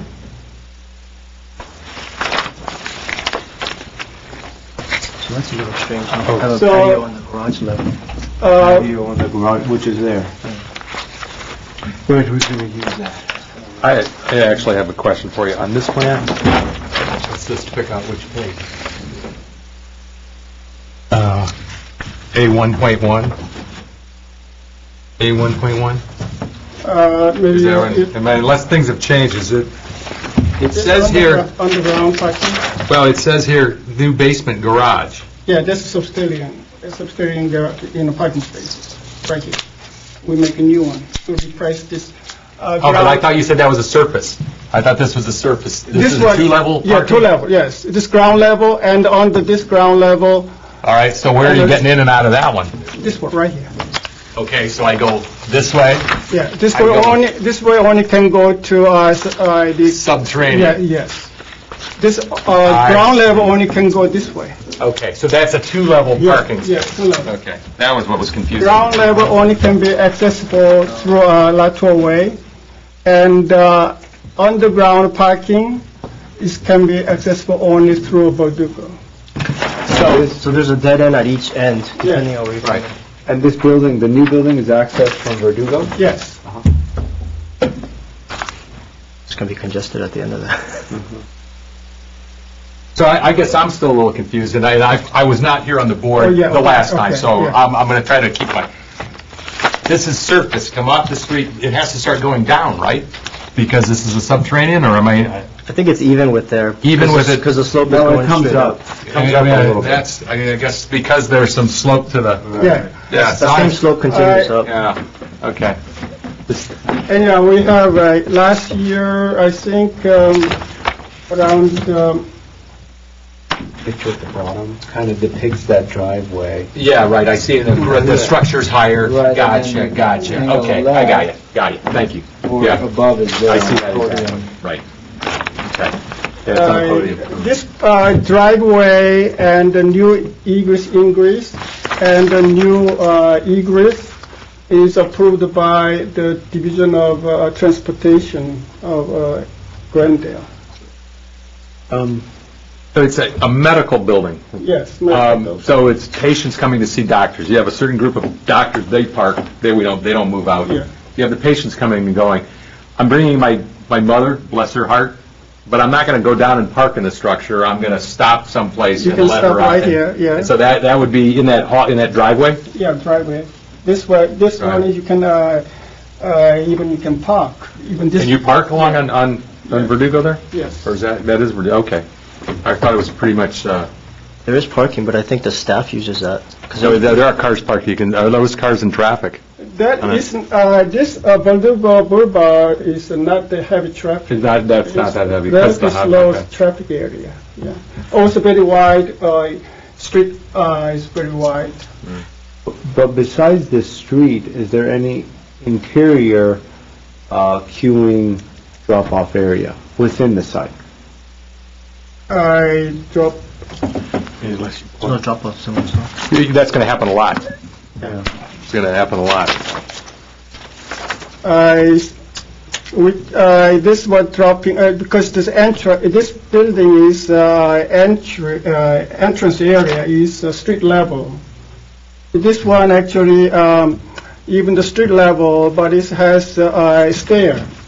So people usually use this back parking spaces As the drop-off. Yeah, but this place is actually can a handicap even chair can move from the street to the entry door. So street level is a good place to drop the patients. Yeah, where are the handicap spaces? Also, handicap is right here. We have It's right there. Yeah, it's up there in the top. Yeah. I think those. Also, you can drop the, it's a patient right here. It's actually drove inside. It's a first ground level parking here. The ground level parking, there is also handicap parking spaces as well. Okay. Okay, so handicap parking, I see two over here. Looks like there's 2 on the top and 2 on the bottom. So we got... How do you get out of that, right? This is a parking spot. This is a handicap, right? Yes. And so we have 2 here, and then you have 2 here. Yes. How do you get out of that, right? And, Back in. okay, so is there any more? Yes, this one required 4. Wow. Wow. Yeah. 4? There's 100. I believe that's the building and safety Yeah, requirement. building It's 1 handicap parking stall per 25 25 spaces. And that's for any kind of building, any kind of commercial. Yes. It doesn't differentiate medical use from... No, there is a differentiation. And there's a, that's planted, that's not a walkway? That's the plant. That's planted. Yeah, not walkway. Not a walkway, so you're... So if you either way, you can drop the patient, and you can drop inside and the ground level, you can drop the patient. Yeah. And this is 24 feet over here. Yes. And this is that section, Mr. Ellis, that you were talking about? I see. You know, you drive up there, it goes up, you know, you get some elevation from the street. Yeah, right. 5-6 feet. And these are open over here. Okay. Do we have any more questions for the applicant? Where's the main entrance on the existing? Existing main entrance is right here. But it's this one also back door entrance right here. The Yeah. So vehicles. most patients dropped this side. They're parking right here currently, and then walking this side.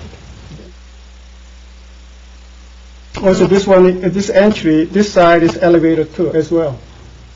So, but only handicapped person cannot access this side. Is there a level difference between the front and the back entrance? Is the same level, or is it one up? This one up. One up. This one. What are these circular lines? You can see the back of this. It's driveway. Can we turn that around?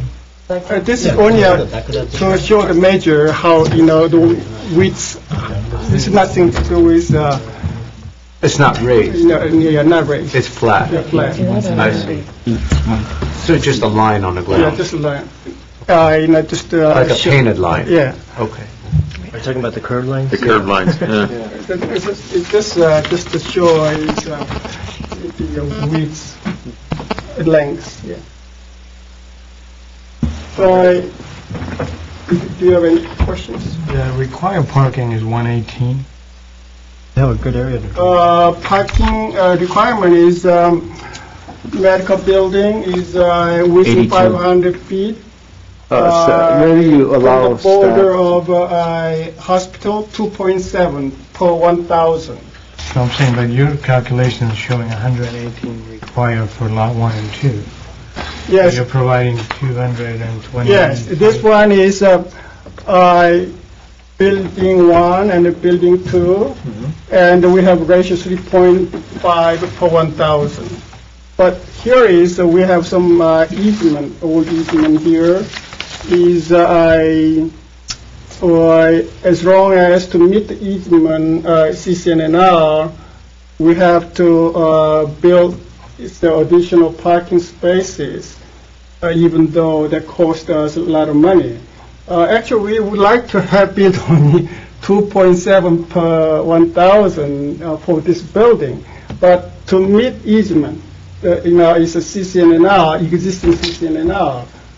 We are forced to build a parking ratio 3.5 per 1,000. So the required is 2.7 per 1,000, and what's proposed is 3.5 per Yeah. 1,000? Yeah. That's why you ended up with 220. Yes, yes. Then, but why do you say that in the drawing that it's required 118? But you're providing 223. The point is, we don't want to overbuild parking space. That's probably 2.7. 83. Talking about 2.7. Okay, let's- 2.7 gives you 118. Excuse me, 1 second, let's allow staff to answer this question, because I think they could directly answer your question. The total required parking spaces for this project is 83 spaces. For the new portion. Correct. And how many are they taking away by building on that flat side?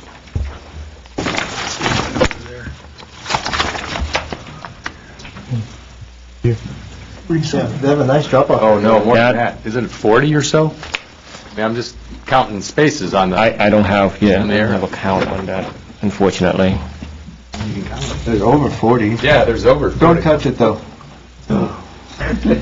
I'll reason. 4, 5, 10, 15, 20. If we even get close to it, We have, it's your existing, we have approximately 67 here. 67, yes, right, approximately, yeah, I'll buy that. Okay, and if it's So you- 67, how many are you adding underneath this portion? 40, 40. yes. Oh, quit touching it. Okay, so there's 67, you're adding 40 here, Yeah. then you got to add another 27 Yes, approximately yes. on top of the 83 that's required. That's right. Just to be even. Yes. So, Actually, less than, Yeah, there's not a whole lot So more. because you're Does it losing come out at this, you 108? have to add this, Yes, Yeah. 108. and then you're Yeah. also, you're not losing this, right? Because you're still at ground level yeah, here, ground level, we still keep it. but you have to go down. You're going, you go down. We at make this an point. underground, Right. parking to replace this parking space. Right, but So that when you layout go is underground, are you losing, are you losing spaces? Well, actually, because we built these underground parking spaces, and we make a reshaping is ground level, so we lose 1 or 2 parking space. So actually, you're only losing 1 or 2 here, so you actually do, you still have this minus Yeah. 2, Yeah, so you're actually trying to recover that, yes, which is just a 67. yes, So see, that 67 belongs to this yes. building, so Yeah. you got, that's why you have to add 83 plus Yes, yes. 67. Yes, we are required to do. So, but your account says something else here. Or 188, I'm sorry. Okay. But that's still more than 83 plus 67 is no way. So the above parking that's being put in here? That is ground level. It's ground level. Under is ground level, this subterranean. Okay, so but ground level is just here, right? Yes. Or this is the outline?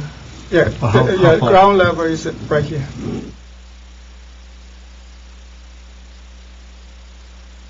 This one, 5 parking space for the handicap. And also this handicap, and, But what we're looking at now, this is the upper portion. actually somehow this, little, the level little different. There might Even be a the retaining wall ground level, but this is a little bit lower, this is a little bit higher.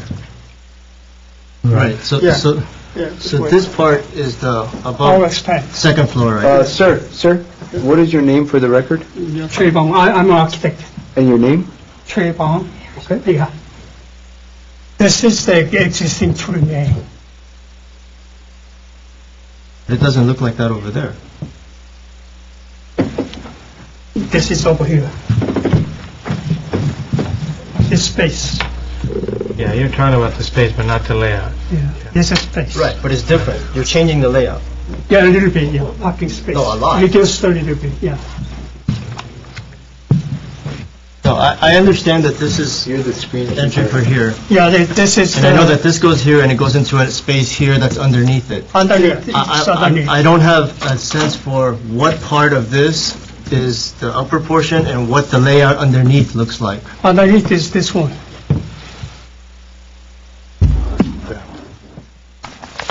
That looks the same as that. You have a parking. They miss one plan. Maybe, we can show you right Oh, here it is. It's A11. They yeah. miss one plan. Which is what you were talking about. That's the one I was confused with.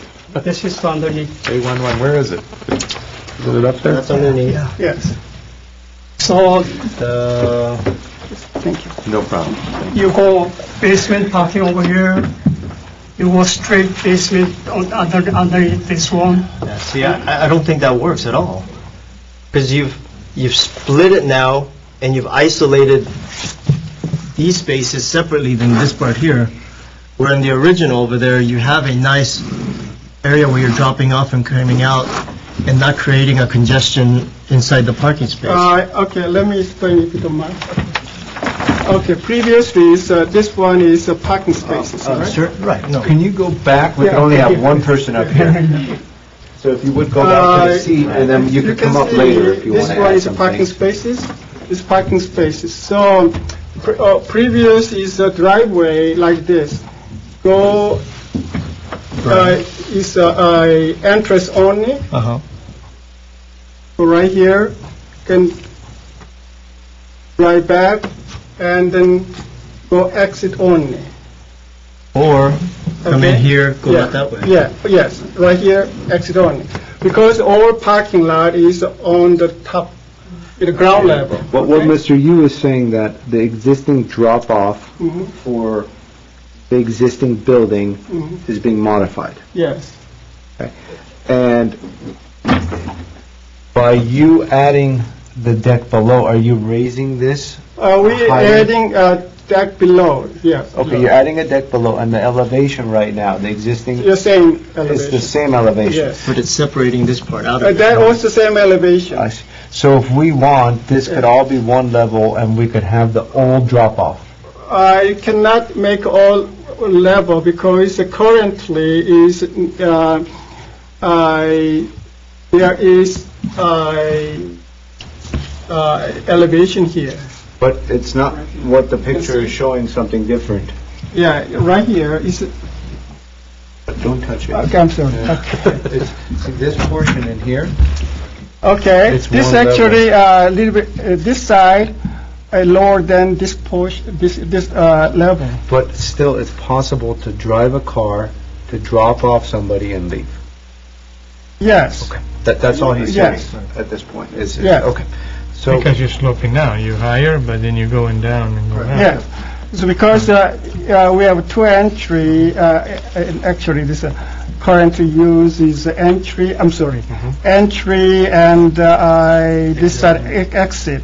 Because we have a parking space all the way down. well, But now we split, and this access only used for is ground level, and this. Right, so then you have a bunch of cars coming in here, doing a three-point turn and coming out. What No is, drop-off zone yeah. area, and then you're doing the same thing May I as you come in suggest this something, way. Mr. Yu? I think you've raised a very good point about the drop-off, and that's one of the points that we're going to have to consider. So let's, at this point, address some additional questions that we have from the applicant, and that would be one of the few that we could consider, or several. That sounds So we have a drop-off issue with the existing building that's being created and with the new Do we building. figure out how Okay. many parking spaces they have over? I think staff's working on that. He's Okay. calculating Yeah. very, So very leave them alone diligently. then. I would like to explain is that this building access area is not only this, also access right here. Backside, okay? The door, the access door, right here, one, and another one right here. Yeah, but what if 5 cars come into the smaller lot, what happens You then? can drop is like some kind is handicapped person. We can use this all of them is handicap area instead of using it right here. We understand, and we'll deal with this. Do we have any more questions for the Well, applicant? one at last, this I mean, point? I want to Yes. clarify, so, you're replacing 67 parking spaces from the old lot. Yes. So when you say an easement, that you have an easement from Yes. this, that's what you're talking about, Yes. right? That whatever you're removing, you have to put back. Yes. Now, the code requires 83, right, Don? Well, for this proposed project, For the addition, for this part. yes, for the new building. 83. For the new So building. 83 and 67, 150. But your requirements say 188. It says you required 188. Yeah, because that has a current existing parking space right here.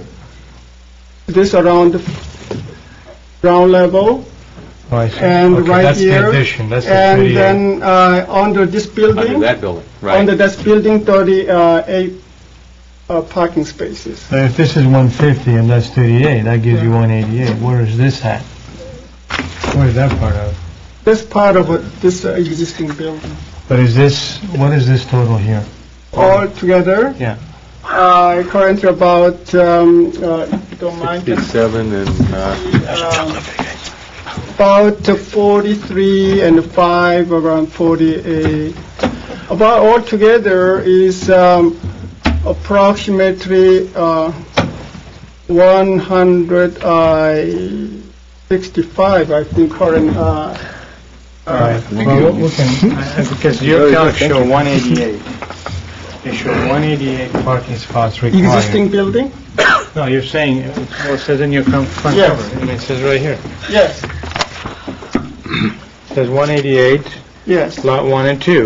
yes, Total provided is 226. yes. Now, why are you providing 226? Yeah, 226 because the easement. No, is it No, the that doesn't easement make or is it the CCNR? CCNR, Okay. I'm sorry. There's two CCNR. different issues from what I think there's communication problem here. There's, from what I understand, some CCNRs which say if you want to develop this empty lot next to you that's being used for parking, you got to provide more parking than required, and they give you a set number. Okay, that was a 3 point something. Yeah, 3 point, and I believe that's what he means by CCNR. There's That's also. why you came up with 223. Yes, Okay. yes. There's also an easement, and I believe from last time, there was an easement through here that basically allows this guy to get an easement through here to enter. Yes. Is that the case? In the easement, is we can build these, additional parking lot under this, You have an easement underneath this existing Yes, part? Okay, yes. so when you say easement, you mean the right to build underneath it? Yes. As an yeah, easement? not only underneath as well as above. Okay. And then with the CCNRs is what dictates that you Parking requirement. parking requirements of Yeah. 220 based on some Yes. CCNRs. Yes. Okay. So, I don't know, Well, we could discuss all Yeah. that. Do we have any more questions for the applicant? I think that's it. Okay, sir, thank you very much. Thank you so much. If you would, go back Yes. to your seat, because Yeah. now we're going to see if there's anybody else that's interested in speaking on this case. Since we have no more questions for the applicant, thank you. thank you. Is there anybody else in the audience that would like to speak on this case? No. I have no other speaker cards, so we'll go ahead and close the... Chair, before we start deliberating, can we take a 3 to 4 minute break? Yes, We do that? Because Let's this do is going that. to be a long... I think so. And I'm not sure if Vilya has to call it in, or if the people in Channel 6 have heard that we want to take a break and they're going to go on break. Okay, so let's take a 3 to 4 minute break. Okay. And let's try to come back and start, 5 minutes to 9, Perfect. and take it That's from more there. than 4 minutes. That's good. Who didn't eat their chocolate? We're back on. Great. Back on. Well, welcome back. We're still discussing our last case, which is 1-PTR-2008-057-A, 1809 Verdugo Road. And we just finished the public portion of the hearing, and we're about to start discussions. Mr. Yu, do you want to start off? Sure. Start. I think that the design has improved since the previous one. They have incorporated more materials. The entry has moved to a location that is I think more usable, pedestrian friendly. I think the parking has some difficulties that we could discuss, including the upper portion or the revamping of the existing on the north side of the existing office building, or the medical office building. I'm not convinced that that's the best way to, I mean, it's going to create a lot of havoc for a lot of people that are trying to get into the building. There's no clear drop-off area on either building now, where clearly there was one for the existing facility. And the dead-end parking areas really concern me, just because those seem to be almost the natural flow of traffic is to go in that direction and then end up at a dead area. The building itself, I think elevation-wise, I could maybe use a little more level changing, I guess, to break up the mass of it. I think that the lobby and the corner entry is pretty substandard for such a large building. It almost seems like an afterthought to just, hey, let's do 45 degrees, crank it back 8 feet, and then we'll have an entry.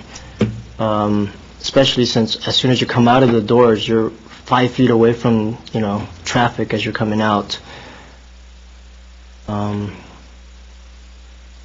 See, materials-wise, I mean, it is an improvement with the split-face block. Maybe a little more variation on the upper portion would be helpful. The curb, I'm not too crazy about, but I guess it does break up the mass a little more.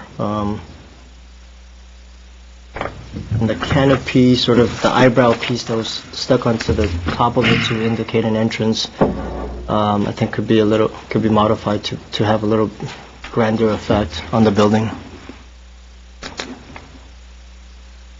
I like the courtyards or the patios that were put in for our request, but I think they're located sort of in ways or in areas that might not be as useful to the tenants, since one, or the largest one, is off of the parking garage level.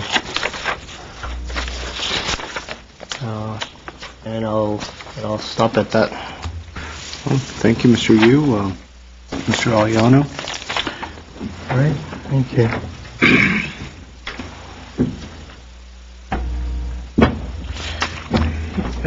We kind of talk about parking quite a bit, and the reason why I was pressing that issue is because I was trying to figure out, if there's a way to reduce some of this, parking. Because for me, and I agree, by the way, I'd like to compliment you. You've done a really nice job, and a huge improvement from the previous submittal. I think this is definitely going in a better direction. So I'd like to compliment you on that, both the architect and the applicant. But there is still room for refinement, as staff mentioned earlier. I think this is a really prominent site. It's sort of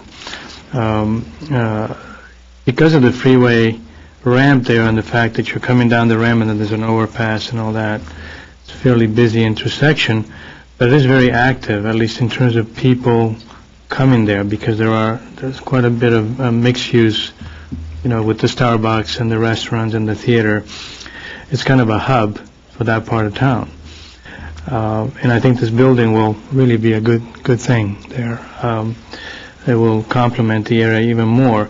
So in my mind, I'm trying to figure out, how far can you stretch this building so that it gives you what you want, so that it's profitable, so that it's useful to your needs and your tenants. At the same time, give something back to the city in terms of how it relates to the street. So for me, with the exception of a few architectural things that we can get into, which I think are really easy to solve, for me the thing that stands out the most, and I think is still not resolved, and I know why it is the way it is, because you're trying, the parking is so critical in all this. It always is in most projects that we deal with. The parking is always a key factor in why you do what you do. So I would say that here probably it's even more so, because you're trying to mitigate changes of level, you're trying to satisfy CCNRs, you're trying to meet code at the same time, and also trying to link two sites. So it's a really challenging problem. But I don't think that it's impossible to solve. So what I'm getting at is the portion that really stands out, and I'm trying to find a solution, is the way you're dealing with all of this. There's certain things that we can do with that and this, but those, as I said, are easier to solve. But this, because there's parking behind here, it's a little bit more challenging. And my thought would be, is there any way to sort of, and we talked about this the last time, because for me, I'm always trying to bring a little bit of mixed use into some of these projects, because because of what's happening here. We don't have an overall, I guess we have this one. Because of what's happening over here, there's there's a bagel shop here, and there's a bunch of restaurants back here. You know, it'd be nice if there were, at least in this corner, because I know that as you get further up, you know, this is more office space, and then I believe there's a little residential area back here. Trying to see if there's something that can be done here, because when you come down the ramp, this is really a very prominent spot. Imagine, that's what you look at. You look at this corner, and what you're looking at right now is really sort of the tail end of the project. And in my opinion, I think because this is the gateway from the ramp as you come down, I think this should be something special back here. And then, of course, the entry, and maybe the middle is sort of a bridge between the two. So maybe the composition of this is more about this, and then something across, rather than, you know, something to the center, which is really, when you look at the plan, there really isn't anything special going on there. It's just more leasable space. But when you start putting the emphasis here and there, it's different, because now you have a corner condition that you can actually articulate and give the building a little bit more meaning. I do like the idea of the patio here, but it's sort of isolated. People from here can't really access this, and I'm trying to encourage the architect and the applicant to see if there's any way to look at the parking and the way the parking is done, and create, even if you go, and I suppose you could probably go all the way across, but if you could create a really nice base there that gives something back to the street, because for me it's very uncomfortable. I have real issues with this. I mean, I think when you're walking down the street here, if you're here and if you work in this building and you want to have lunch at the restaurants here, you basically walk this way. And it would be nice if this were a really great experience rather than just walking along a big parking structure, which is what it's going to be. You got screens and things that are landscape, but it's still, you're trying to screen a parking structure. You know, again, I would revisit that. If there's a way to even put like a little cafe back here or something that kind of links, you know, you get something here and then you move forward into another part of the development, which would be the other restaurants. I think this is a perfect opportunity. Now, having said that, I want to focus now a little bit on some of the architecture, the design of mainly that. The back, you basically don't see much of it, although, you know, I was actually there this afternoon, this morning actually, I was there. I was across here and I was looking this way. And I thought, you know, this project, you know, you probably don't want to be too much higher. You know, there's the overpass here. But it's quite nice when you're standing back here and you're looking towards the mountains, not to have too much of an obstruction, because you do, in a sense, a pretty nice view from there. So judging from the rendering, I think the freeway overpass is somewhere here. So probably from the corner visioning, I would probably have to calculate. You probably don't see that much. But if this were interesting enough, then I don't think it would be an issue if you see it. But right now, it's basically this corner, right? It's really what you see. Nothing in the freeway. I think it'd be good to actually show in a dash line where the ramp is. I think the ramp is somewhere here, maybe lower. But I would definitely work with this piece. I do appreciate that. I think it's a nice gesture. It's definitely a big step from what you had before. But it's sort of it's not saying anything to me at this point. It's just a gesture, but it doesn't. You know, it overhangs, which at the same time puts a lot more emphasis on this wall, because now, you know, when you're overhanging something over something like this, your attention is really here. I mean, you see it even more. So I would actually work on this a little bit, and if you maybe take the lead from here, maybe if this is, like I said before, if this is sort of something special, and you maybe lower that, or maybe what this wants to do is kind of step a little bit. Maybe this building is more about this and this. So it's maybe two pieces to step up like here. So you start terracing down. So it's worth looking at that. The other is also the entry. I think for me, the big grand, you know, with the trellis up there, I wonder whether this kind of scale could be brought down here. Or, you know, maybe you can bring some of these lines across and create something more human scale at that level, and just let this be something else. So architecture, I think I would work on that as much as possible. I mean, you can see it on the rendering. Maybe you can't catch that, but you know, this line and that line, basically these guys lining up, so that makes it even more grand and a little bit too much, I think. Now, it looks like, you know, this length is shorter than that, so it'd be nice to see it next to the, have that and maybe have that draw this section of the freeway here with the adjacent building to see how all this works together. I don't really mind too much the white, the plaster with, a lot of these sort of plaster joints, as long as it's articulated. And I mean, the rear to me is more articulated. It's sort of a lot better than that, I think.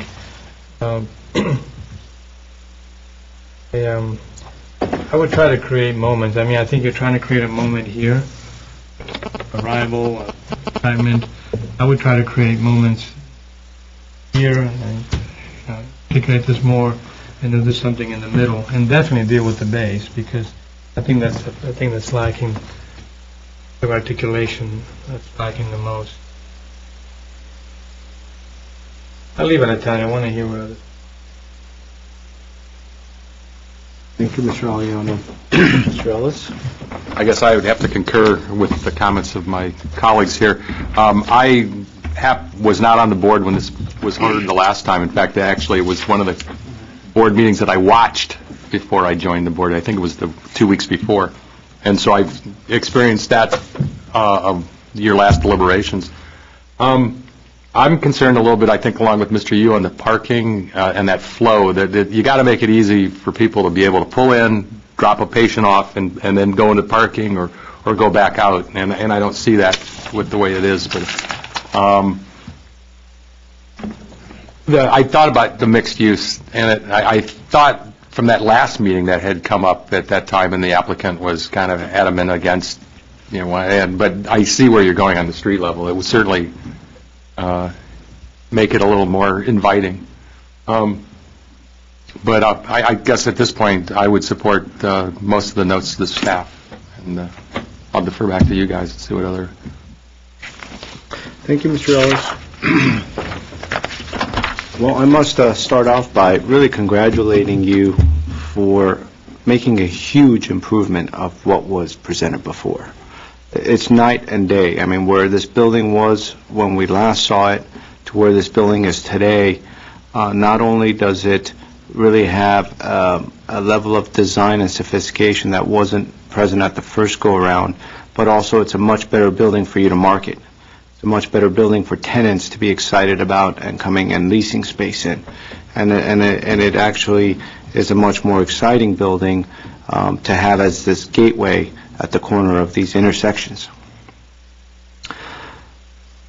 I absolutely agree with this board and also with staff on the improvements that still need to be made to this design. And as everyone was talking, I was taking some notes based on some of our discussions, which I'll go over. But in short, there's just a lack of details which we need. We get homes that are presented to us that have more details as far as materials and colors and so forth, which I'll address. But the number one thing I'd like to emphasize is the flow of traffic. That was the main concern when you were up here and when we're discussing it, because it is a medical building, and so you have elderly people coming there. You have people that are dropped off. Some people, maybe a quarter or 20%, I'm not sure, but there's a percentage of people that are coming here that can't drive on their own. Whether it's a broken leg or they're disabled or whatnot, and they need to be, brought over. So drop-off is a big issue. What's also a big issue are deliveries. You get, delivery of garments for the doctor. You get a delivery of test results and taking away of test results. There's a tremendous amount of deliveries that occur in medical buildings, and we need to address the flow of traffic as it pertains to deliveries. And there's also a large need, a greater need for, disabled parking, handicap spaces than what is required. All these issues will add to the marketability of your building, and I'll make it a successful building, a building that basically will maintain its tenants on the long run, and that therefore will be well maintained on the long run, which is what we're looking for, is designing buildings that have a good functional life that will continue operating for a long period of time. So that was issue number one, was traffic. Number two is the connection with the existing building. I don't know if it's just me or if others are in the same boat. Every time I go to these medical buildings, I always drive to the wrong building. I just do, because you go, you get referred to a doctor, you've never been there before, you're driving up Verdugo or whatnot, and I always go to the building next door. It just always happens. You go to the wrong parking structure, and so instead of turning around, you just park, you don't care about the validation because you're late, but there needs to be walkways that connect with the existing with the new. There needs to be this connectivity of these two buildings, and they need to be connected with walkways. The entryway, I think every one of my colleagues touched upon, is substandard. It certainly doesn't have the look of an important building. It doesn't have the feel of a contemporary medical building. And it's because it's too small, the entrance, the square footage inside is too small, and it's just too close to the sidewalk. There's no celebration of this entrance into this building. And so you just make it bigger, and you move it away, you have some planters around it, and so therefore then you start having more of a substantial entrance. The material board that is presented to us, this is what we're going off of, which, basically shows what the split-face concrete is and the glass and so forth, is preliminary.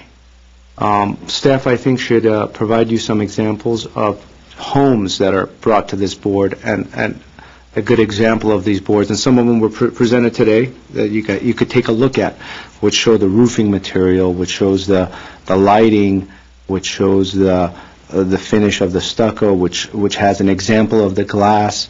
It has an example of the screening. It has a color chart which shows the different colors. It has an example of what that aluminum is above that entrance. All those make a difference, and before we approve a project, we need to see those. It's not difficult to do. It's decisions that you have to make down the road when you're building this thing. So you make those decisions up front. And instead of later trying to catch up and making hasty decisions, you make them up front. And so the material board needs to be, some attention needs to be brought forward. So for those reasons that I've stated, this is more of a preliminary submittal in my mind than a final submittal. What I think you should address are the balconies and the common space. The landscape plan that's presented at the bottom, and I'm not sure if people at home could see what's down there, it needs to be at a larger scale, and it needs to basically provide more details as to what these balconies and these common areas, how they are landscaped, where are the seats, where are the tables, how are they used, is there a smoking area, is there not a smoking area? I don't know, I guess with the new ordinance there wouldn't be one, but all those issues, you have to deal with, and you have to tell us what you have in mind. I'm really glad that staff put up the three-dimensional aerials. It really illustrates what everybody here has been saying. It's a very important site. You see every side of this building from far above, so you have a bird's eye view. And so all four elevations are important. Well, the three exterior ones and the interior one is important for other reasons, but I feel as though the elevation that's facing the freeway hasn't gotten the attention that the street gets, and that's important for you. That is an important way for you to celebrate your building and to attract tenants. And so you got to look at it as how could I use this as an opportunity to create something special and to create a marketing tool for my building. If you're spending the money to build it, you're spending the efforts to build it, why not do something special? And why not have an architect or push your architect to create this level of excitement to get the tenants from within 5 miles away to come here? And so with the mixed-use aspects of it, there's many uses that are complementary to the medical fields, whether it's a pharmacy, whether it's a cafe, or other uses. I'm not sure if there's a pharmacy in the existing one. You're saying yes, so there is, so you probably won't get a pharmacy here. But you might want to consider something off of that entrance, whether it's a coffee bar, whether it's some sort of a cafe, something which basically, A, improves the overall marketability of the thing, and B, it basically prevents people from getting in their car, driving to the next shopping center to get something to drink. And by having those walkways, connecting it to the neighborhood, connecting it to the shopping center next door, maybe people will just walk there and go to the Starbucks next door, or go to the bagel shop next door, which I know exists. But you need to create that connection, you know, and it needs to be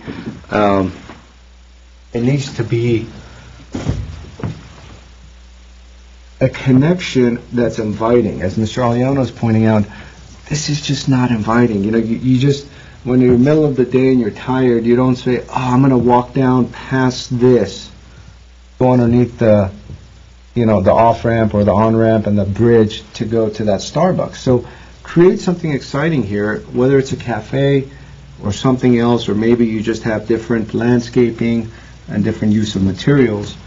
But this is an important building, and it's going to be an expensive building to build. So you might as well push design as much as you could. Again, I started off with complimenting you with your efforts of what you've done and how far you've come. And we see this all the time. You know, people are reluctant. They don't want to make the changes, but at the end, it's just such a better building, and the owners grow as part of the process. They learn more, and the city gets a building that it truly deserves on this corner. So that said, I believe that we've provided a lot of direction for you to move forward, and I really look forward to you working with staff and listen to them. I think that's the best approach in this, is listen to staff. They know the general feeling, attitude, personality, direction, everything about this board. They see us all the time. So when you listen to them and you follow their lead, you're going to save time and money, which is what's very important in today's economy. You want to get this done as soon as possible, so you at least start going and doing your construction documents and submitting it and so forth. So the idea is not to make this very long and painful for you. The idea is to help you, and so listen to them and take their direction, because I sense as though there might have been some conflicts, and that's not the best thing for you. It's not a good use of your time and money. And so that said, does somebody want to add some? I want to add something, because I've been looking at this park, and we'll go back to the parking again. But what I'm seeing also is, there's a need, in the drawing there seems to be a need to put that driveway, to do another curb cut right here. And then, there's a drive in here to go into the shopping area. You have a curb. So you're creating these breaks, and I'm just questioning whether that's really the best place for that.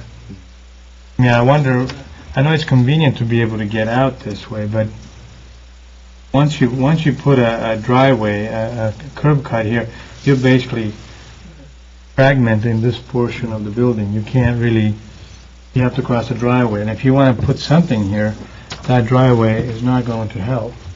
And I was looking at the parking, I mean, where are we here?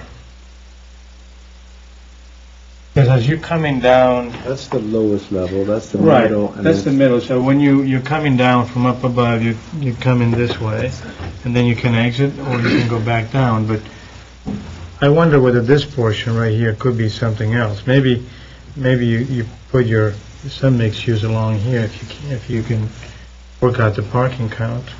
Because it seems to me that this is really where you want, this is probably not the right level. Well, actually it is, it's the upper level, which actually goes all the way to the where's the main level?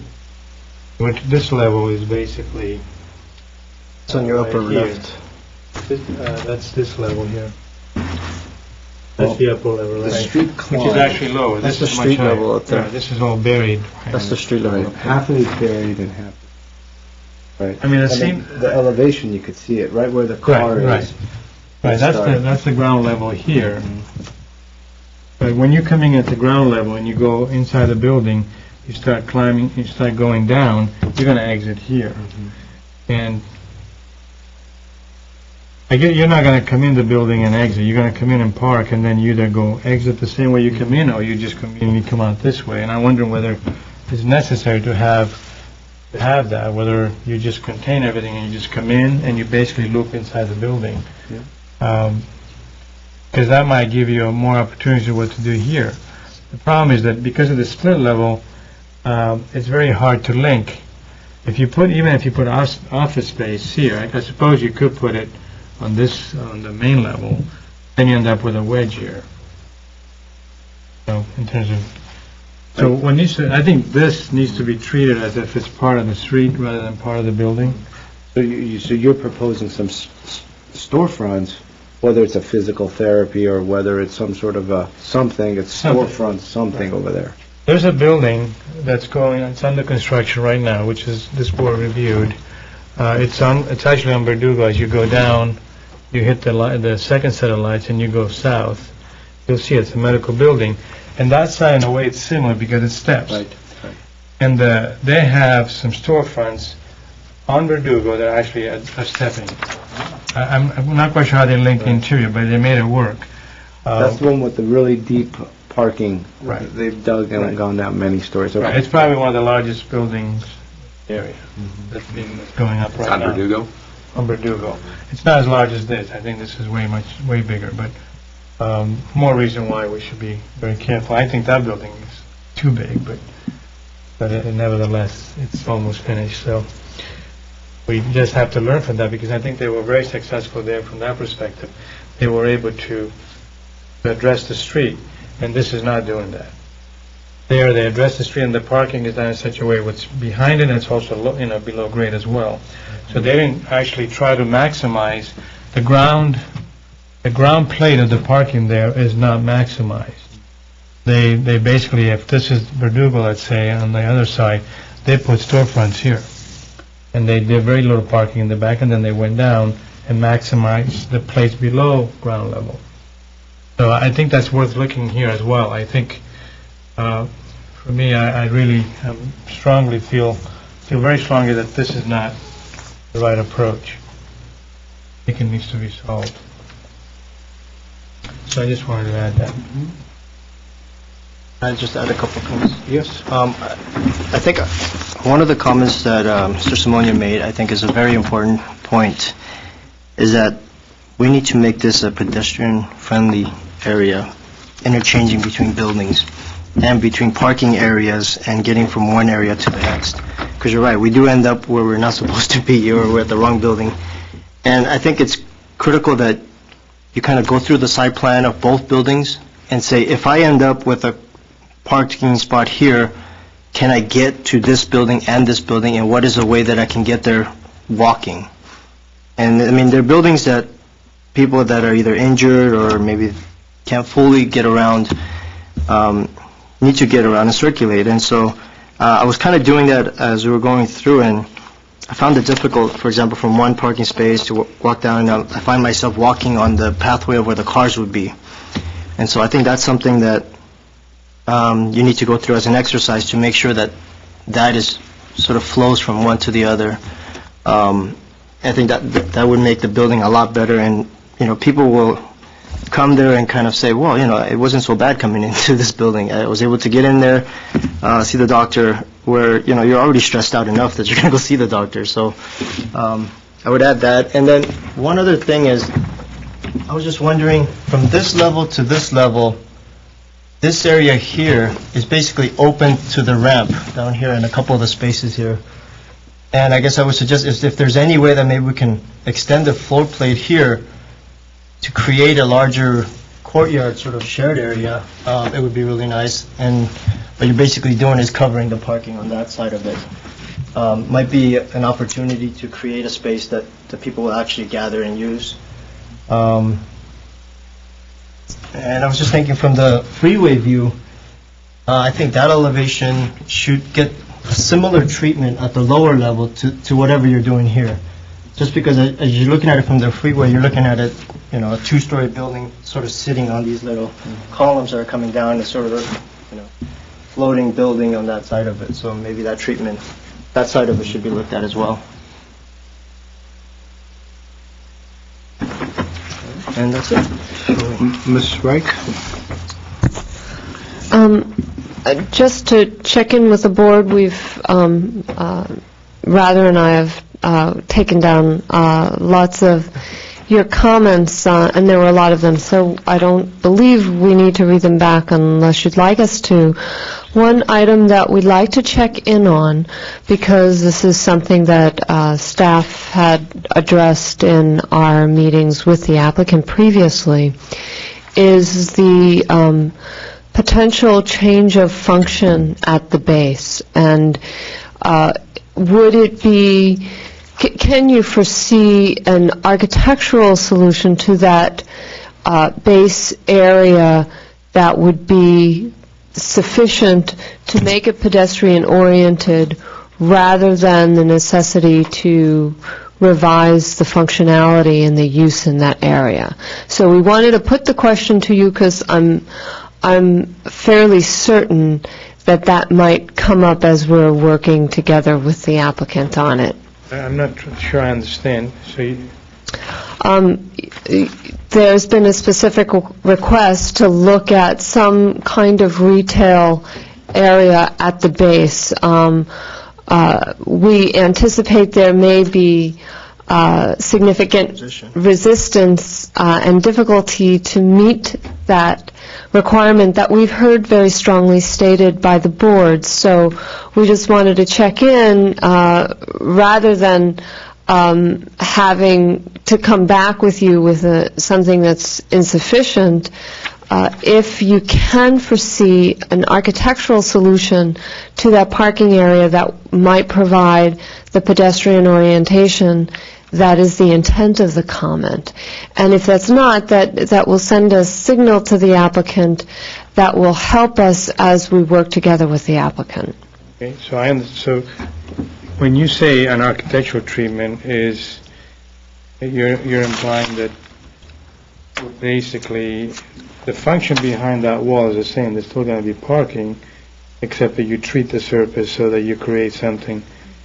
Yeah, and I don't think for me that would work, because I think you're still turning your back to the street. It's been done all over the place. It gets done all the time, and people do it. They try to make it work. They design something that's completely fake, but the function behind it is not really what it implies.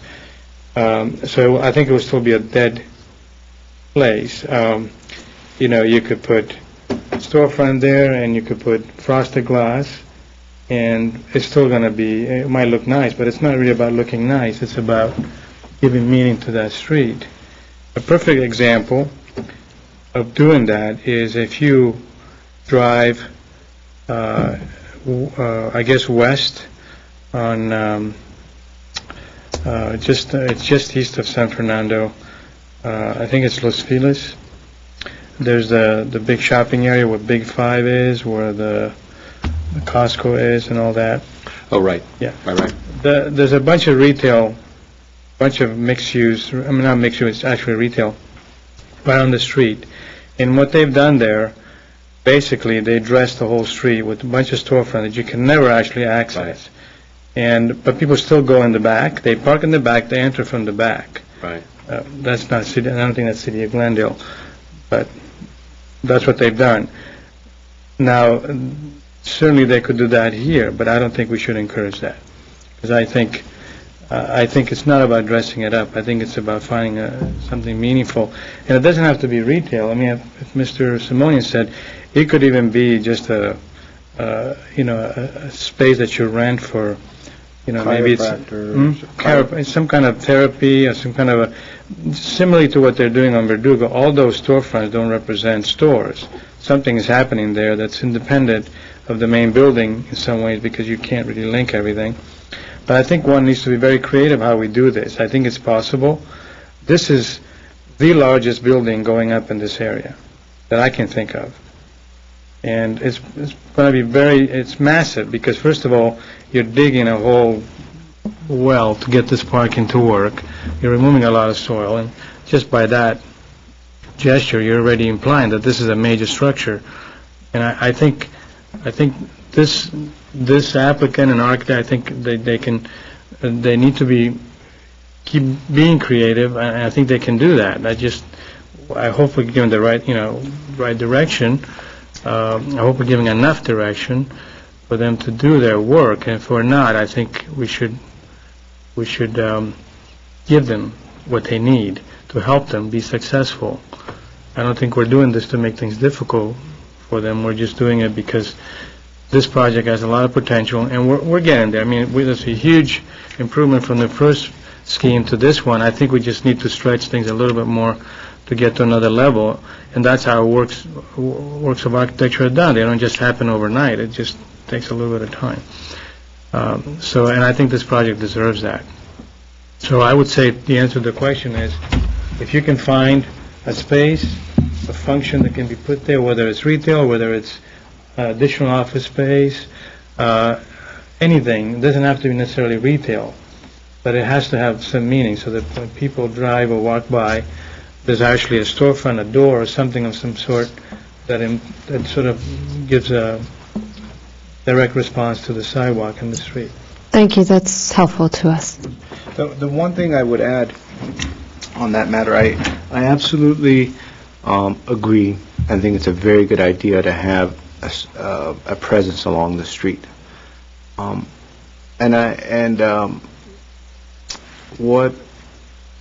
What I think we should be careful about is if we're prescribing it has to be mixed use. And I think you're not doing that. What you're saying is we'd like it to be similar medical uses. We just want there to be some sort of a presence along the street, because what we don't want to do is say it has to be a mixed-use building. Right, which I think we clarified. Yeah. We're not saying it has to.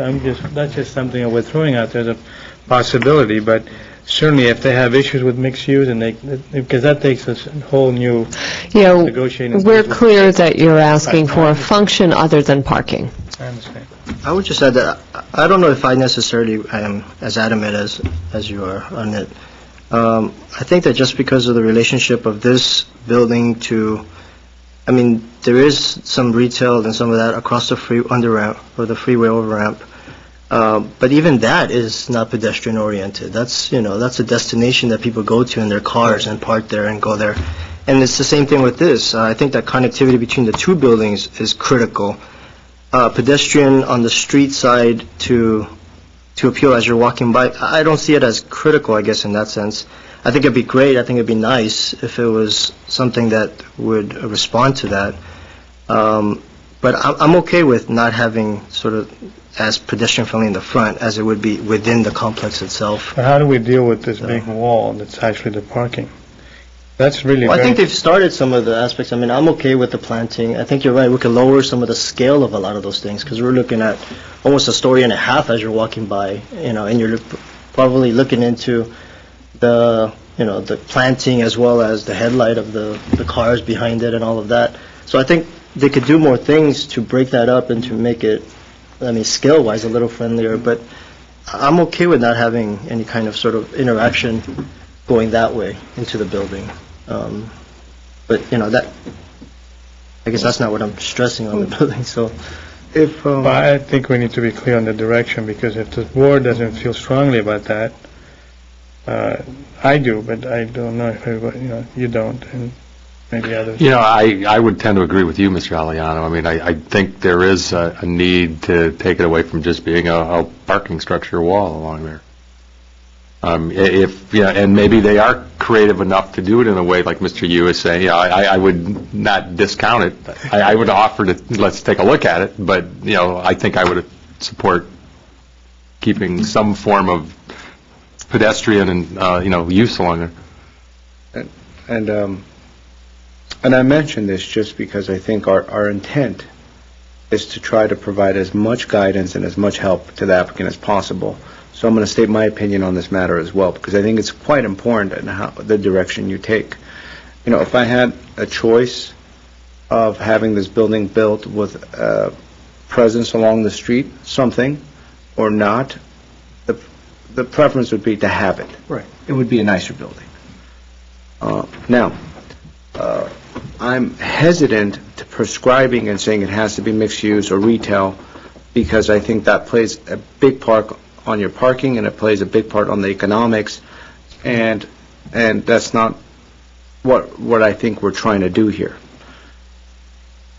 However, if some of the square footage could be shifted on some portions of the street with a storefront, and if you believe that would help your marketing, because I think that would be a fabulous space to rent out, because they're getting a lot of visibility. They're going to get visibility with a sign from the freeway. They're going to get a visibility from the street.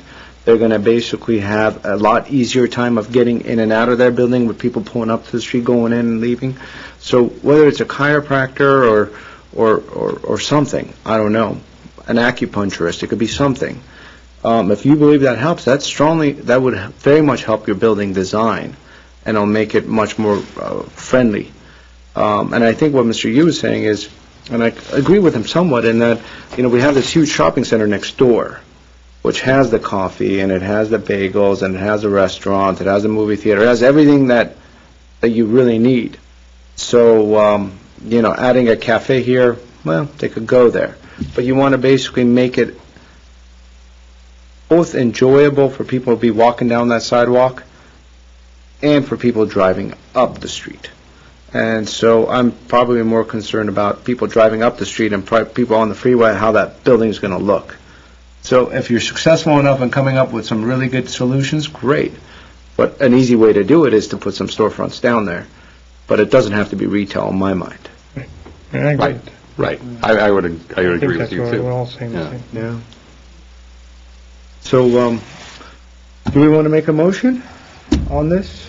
I think it's pretty clear what it is. It's coming back for... Yeah. Well, I think it could... How do we address this? Because we're not really asking... What are we asking? We're not asking to... We're asking to revisit some things, so in a sense we're asking for the project to move forward, and for them to look at these other things that we brought up. So, in a sense... Is this submitted on the old rules or the new rules for DRB? It was submitted August 28th of this. So in the new rules. And so our choices are what? Return for redesign, or approve with conditions, because this is the first time you're seeing it as submitted for final review. You do not have the option of denying the project. What we're hearing is resubmit, and we'll translate the comments you've made to conditions rather than considerations, and we'll work with the applicant as best we can to provide guidance. And when they come back, that will be the second time they're coming back, which will be the last time they could come back. And That's at that correct. point, we could deny it, or we could approve it with conditions. Or approve without conditions. Or approve even. without conditions. Yes. And I think that's very important, because you're basing this on the new rules. So when you have one more chance to come back to us, and at that point, we either approve it with conditions or approve it without conditions, or we have to deny it. So you cannot come more than twice. So you have to really work with staff and make sure that you're bringing something that has a good chance of getting approved. If you don't mind, We can't have cross-communication because it's being recorded, and I'm not sure I want to open it up for public discussion. I think we've been very detailed with you to give you direction, and I don't think this is something that is a negotiation or we could go back and forth. We simply said what we believe this board could support, and it's up to you to try to come up with a design that meets that criteria. So that said, Mr. Aliano, do you believe, are you comfortable with us moving forward with a motion at this point, or do you have some other things to add? I'm comfortable actually moving for approval with conditions, and then when it comes back, if it meets all those conditions, it gets approved. So you want, instead of approving with conditions, you want to provide them, it's basically for them to come back with those, and to address those conditions. Right. Okay? So that would just be a redesign, right? It's a redesign with conditions. Yeah. The motion would be return for redesign. And if I may, since many of the suggestions are not dissimilar from what was previously stated and what staff has placed in the report, we will do our best to combine the two to reflect the intent of the board's comments. And then we'll review it with the minutes later anyways. That's right. Very good. So I'll move to return for redesign with staff's comments as noted. I will second that. Okay, this is, will be a roll call. Mr. Aliano? Yes. Mr. Yu? Yes. Mr. Ellis? Yes. And Chairman Simonian? Yes. Motion passed. Thank you. Very good. I believe we have some minutes to approve. We have 2 minutes, 2 sets of minutes. The first is from October. Well, we have a set of... Can I speak about this? No, sir. We've already closed the hearing. We're moved on. So we have a design review board minutes from October the 2nd. Correct. Which I was absent on. So, were you guys all here? October the 2nd Was was here. board member... Sir, quiet in the room, please. Board Member Aliano, Board Member Ellis, and Board Member Yu for October the 2nd. I move acceptance of the minutes as presented. I second. I have a motion by Board Member Ellis and a second by Board Member Yu. Board Member Ellis? Yes. Board Member Yu? Yes. Board Member Aliano? Yes, yes. Motion passes. Great, and the second item, as far as minutes are concerned, are the October 16, 2008 minutes. Correct, and Board Member Ellis, Board Member Simonian, and Board Member Yu were present. Board Member Aliano was absent. I move to approve the minutes as is. I'll second. I have a motion by Board Member Yu, a second by Board Member Ellis. Board Member Ellis? Yes. Board Member Yu? Yes. Board Chairperson Simonian? Yes. The motion passes 3-0.